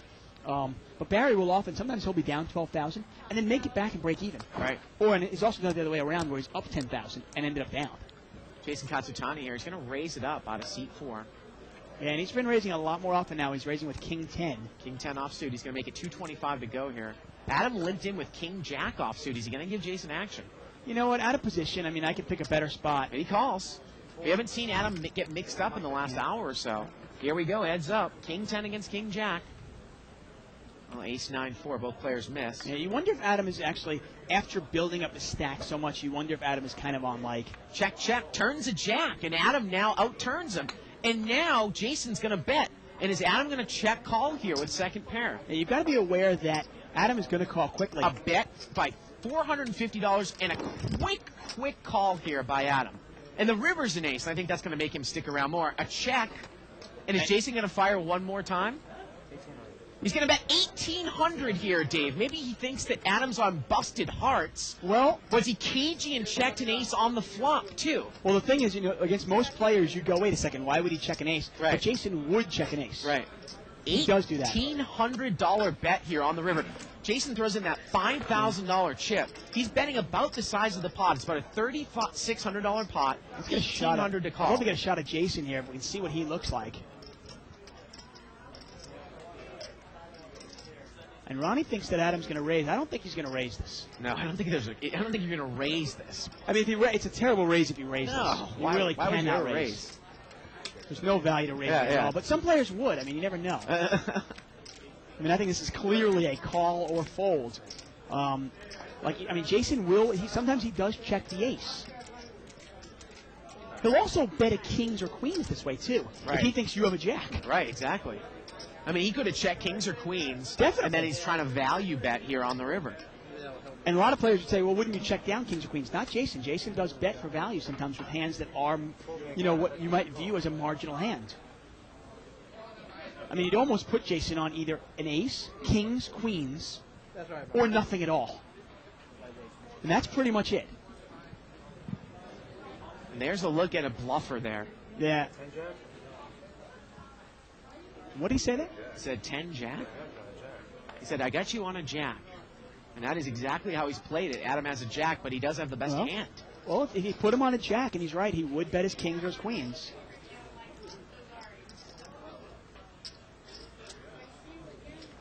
He's not showing a card, is he? No, he's not. I thought for a second he was going to show a card. And he's really put it to the test here. Yeah. A lot of players would go, well, hey, he wouldn't check an ace, though. And a lot of guys do that. And look, he's almost trying to talk him into the call. Yeah. He's trying to talk him into the call. And Jason will do this sometimes when he has a real hand, and he doesn't have a real hand. Again, Adam's getting about 2-1. I mean, Jason's made a pot-sized bet here at the end. He would probably value bet kings, queens, or an ace here in this spot. And this is where it puts you to the test. I mean, if you lay it down, you look dumb. If you call, sometimes if you call and you're wrong, you look dumb. But it's really tough. And fortunately, we're on a new, improved, longer delay, so we can give these players the time to really think about it. And look at this. Jason's showing him a card. He's showing him a card, and Adam folds. Jason showed him a king. Wow, Jason showed him a king, and Adam still folded there. Well, couldn't he have ace, king, or kings? Yeah, but I mean, I'm just saying it's less likely that he might have kings there in that spot. Because Adam has king jack. Oh, I see what you mean. Okay, I see what you're saying there. If you say, okay, he probably doesn't have kings there. Right. If you think he doesn't have kings, well, then he could only have ace, king, or nothing. Maybe we chop. I'm not going to call it chop. That's on I don't know how you'd call the chop there. The board wasn't paired, was it? No, he's saying that maybe he has the same hand. Oh. He thinks maybe they both have king jack. I don't think it was good, but we'll find out later. This guy's the best, man. And like he said, he goes, I'm not sure if I had you or not, but we'll find out later. I can't make a hand tonight, man. And obviously that was the first hand that Adams actually gotten somewhat, I guess, outplayed. Threw away the winner. And that might have been a spot where, now if you check the river, prepared to call. Right. That's a fine check. But you might want to throw a little blocking bet on the river, say $1,000 bet on the river, to kind of put your opponent in a bad spot. Or no pair. You either queen 10 or king 10. I haven't shown that. How about 500? And look at that. Jonas is putting him on king 10. You have the best hand. King jack is You think Jack King was the best hand? And Jonas is, look at that. Jonas is saying, $500. Oh, wow. And they're gonna bet $500 on the side here? I'd rather not say. We're going to find out. I'll go find out. I'll go tell him. Seriously. 500. I'd rather not say. All right, we'll find out later. When it's over, we'll ask you guys. All right. And Jonas has correctly called out his hand. And if they bet this on the side, Jonas is going to win that side bet. Yeah. That's amazing. And again, we're on a 10-minute delay, so there's no way Jonas knows, No, obviously. not at all. And I've got it. If they actually made a $500 bet, we'll go out and tell him. Yeah. You gotta pick. You could have, I mean, if you have, I'm just saying king jack was the winning hand. That's what I'm saying. Jonas is saying King Jack was the winning You hand. said he had a pair. He has King Jack. Yeah, then you win. If he has king jack, you win. Get a raise here by Jason Katsutani. He's what? Queen jack, I win. Oh. Then you pull the winner. I think you have the best No, hand. he's got a pair. I showed a king. Barry has called. You don't King have jack, yeah, he has king King jack, Jack, yeah. Ace King, Pocket Kings, or King 10. And I think Jonas is going to win that side bet. King, Queen, 5 here. Well, obviously, if it's a legitimate side bet, they're definitely going to win it. And I was going to go out and say something, but you know what? The producer and director actually correctly told me Jason doesn't want everybody to know what his hand was. So Jason's going to bet here on the nut flush. I'll be only pot I beat you out of all night. And Barry's got Ace Jack.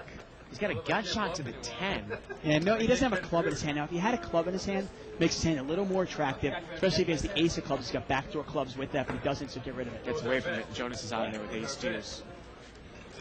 See, oftentimes if you have the ace of clubs there, you're not calling for backdoor clubs. But you have to realize that if a club comes, your opponent cannot have the nut flush draw. Find out. The guy in the room will tell you. You'll know. I don't, And they keep thinking that we're going to tell him, but we're not going to tell him. I don't think you should say it after the show either. No, I don't definitely think not. you should. As long as Jason is in the game, Yeah. we always say a lot of times people will come to us after the Right, show right. saying, what did this guy have? And my attitude is as long as those players are still in the game, Yeah. I don't tell them. I'm just thinking about the situation. Now, let's say Jason goes home. Right. At that point, I can tell them because they're going to find out tonight anyway. Yeah. We'll keep it up. I put a 500. bet you 500. You want to bet 500? Yeah. All right, I'll take both of you back. Wow. Wow, and Jonas is going to win money on the side here. Looks like. This is great. 500 too. Can I take the bet? Can I take Jonas' side? You got a jack on ace. If he has any pocket pair, or if he has any pair, Yeah, he's short of kings. You can sure, have king, king jack, king jack, ace jack, or whatever. Or you could have a king. Yeah, you can have 2 kings, king jack, or ace Wow. jack. And Jonas loses if he has one of those hands, but Jonas, if he has king anything else, Jonas wins. Look at that. Jonas is making money on the somebody side. else's hand. He won on the side. RBK won on the side. That's here. classic. That is great. Oh, man. That is hysterical. So 500, 500. We don't condone this, by the way. This is absolutely illegal. Don't do it. Nice shot of Hav there. Yep. 5,000. Hav's looking very fashionable. Yeah. It's only one of these. I think Donna's got the hots for him. She said he looked cute. Anyway, so. Maybe.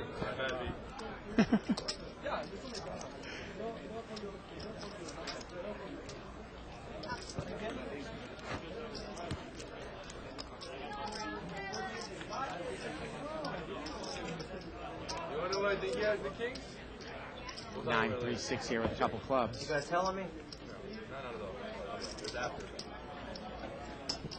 Does he really get better? $200 bet here by Jonas with ace 10. He's got top pair. Every hand I made lost. And Amir is called. He's got a straight draw here to the 7. No, Amir is calling here to hit a 7 here, and Jonas is ahead here with ace 10. I'm surprised you didn't call. Turn here is a queen of spades. And Jonas is going to continue to fire, and Amir is out of there. Wow. Jonas is on fire. I really think they're expecting us to go out there and tell them, too. Yeah. And we can't, obviously, until this game with a break. Unless Or the players leave. Jason, I guess, gives us permission to do so. Obviously. Well, Jason can obviously do it, too. I haven't made a hand. I'll be surprised if you don't call. Man, I'm trying to believe you, man. Now, let me ask you this. What happens if Adam... I've played with this guy a million times. This is the I was first wondering if time there's I've any played way, and I guess it's on the record, though. I was trying to say if there's any way we can get a cut of the action. with him. There's 2 comments against you guys, so Anyway, it's looking good. no, now I'm starting to think I got a loser. You're trying to make me all excited. I'm busted him. Now I'm fucking lose the bet. Jonas is going to raise here. Man. Actually, Barry raised with ace queen. Jonas calls with jack 9 of diamonds. Get an email here from Matt Messica. Matt Messica. Answer it in a second. I don't know. I mean, if he bet $5 And Jason Katsutani here, he's going to get a re-race. We can't see what he has there. The funny thing is, Kenny and Adam are talking about that hand. Obviously, it's a very interesting hand. They're both saying if Jason had bet 500, he probably had a bluff. But he Jason bet too much. Katsutani's got kings, and Barry makes a quick call with ace queen. Now, is Jonas in position? Now, he's not even going to get involved with jack 9 of diamonds. Now, Barry, if flop comes queen, rag, rag, is Barry going to get in trouble? Yeah, definitely. Against that player? How about king, queen, 9? Jason's got top set here. Is Barry still going to call, though, with ace queen? He might, I mean, it's Jason. I mean, Jason gets action because he gives action. And Look look at at that, that. bet 1,000. He's betting a strong bet. Well, I mean, he's betting 1,000 into a pot that's about 1,700. And look And look at this, Barry quickly calls. Oh, man. And Barry's in terrible And shape. this is a $3,700 pot. If a queen comes, the turn's a 3. And Barry's drawing dead. It's a $3,700 pot here. Would you ever check this or no? I mean, the board is too connected. isn't it? I think the board's too connected. Yeah, I mean, if a 10 comes off, a jack comes off, or a club comes off, it might kill your action. Maybe you bet another 1,500 here. Yeah, $3,700 pot here, and he's going to bet 2,100. Wow, that's a pretty big bet. I mean, so one thing with Jason is he plays it so unorthodox. A lot of other players who play this try to price in their opponent. Right. He tries to make it look like a bluff. Remember, now, he overbet the pot last time when he was bluffing, and this time he's overbetting the pot with a made hand. Well, he's betting 2,100 into a $3,700 pot. It's a $5,800 pot. How many players would bet that much? A lot of players would just bet, say, 1,000, 1,200, try to keep their opponent in. They might even check it like Russ did. But he's betting like he's almost scared of it. And you know Barry Woods, he's known for his monster calls here, but he is drawing dead on the 4th street in this hand. Yeah, I mean, you got to pick your spots here. Uh-oh. Uh-oh. Oh, boy. And I got to tell you, if Barry calls this, the rest of the money is going to go in on the river.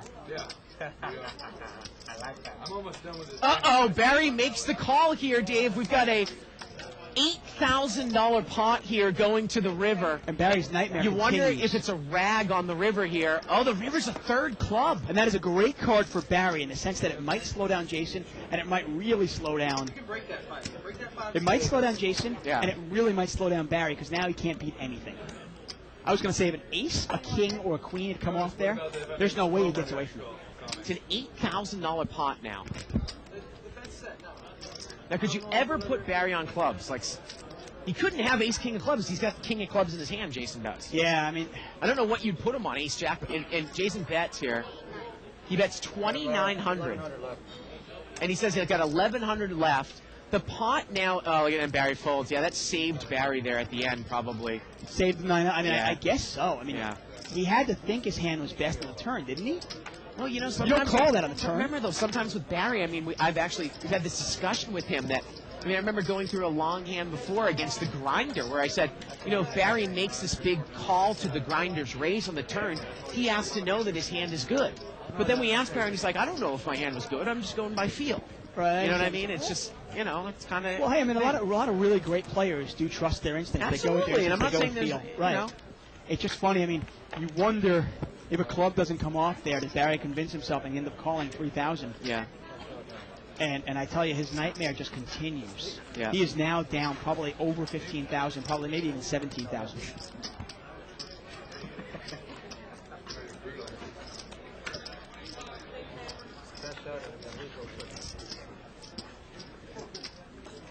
Jack deuce 7 here, rainbow.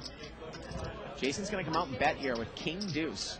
And his hand is good here. Allen's got an ace rag. And he takes it down.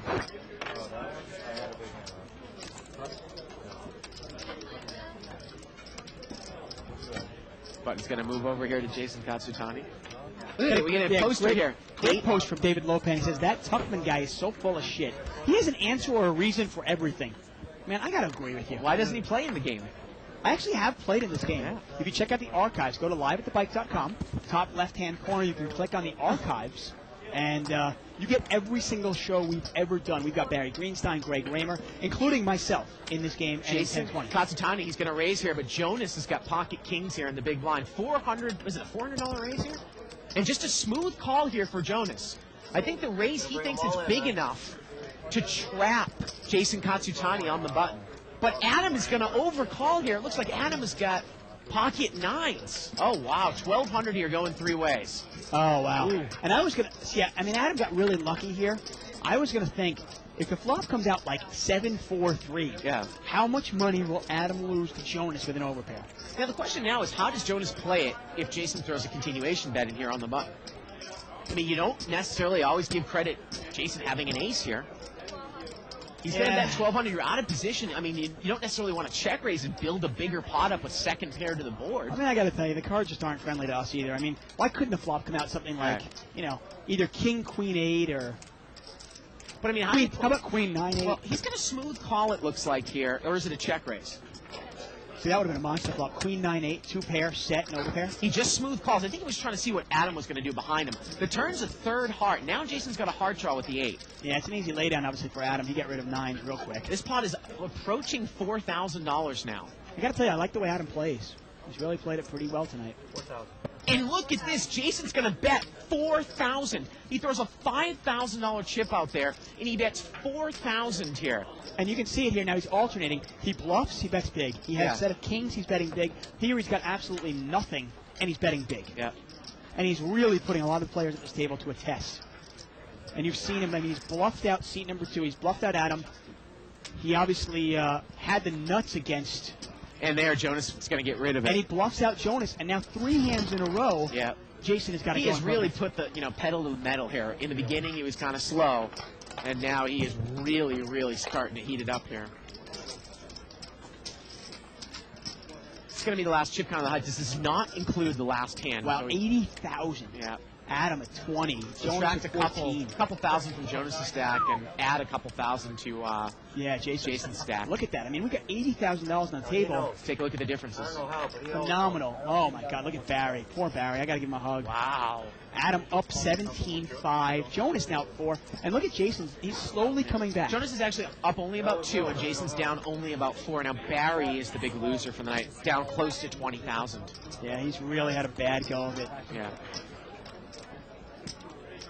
Got a 400. Jason's raise here to 200 with 7-9 of diamonds, and Barry has called with a dominated 7 here. Here we go to the flop. And at some point, somebody's going to make a stand against Jason. Jason's got diamond draw here, queen, jack, deuce. And look at this. Barry's going to come on and try to represent something.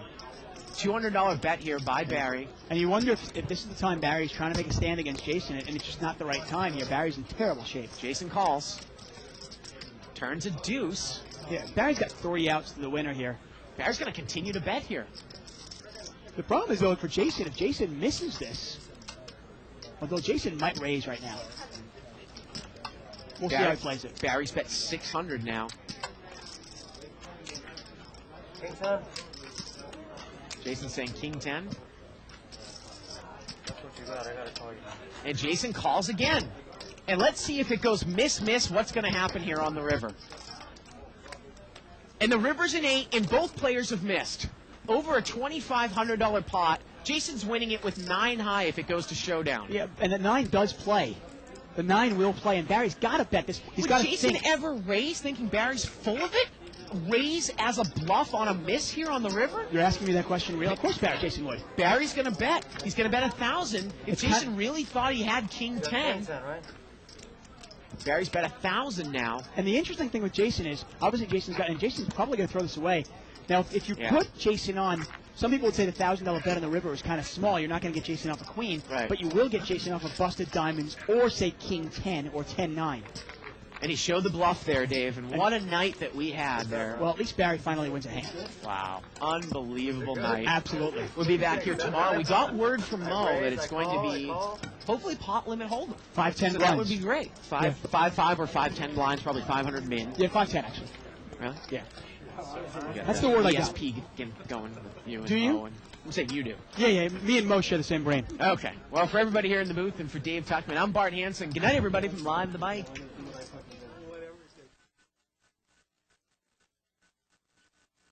It's here. It's big. And it's closer than you think. It's not a tournament. It's what you don't see on TV. The cash is real. The stakes are high. They bet big. They win big. They lose big. High stakes live action poker. Live at the bike. Watch it live on the web or play it if you dare at the Bicycle Casino right here in Los Angeles.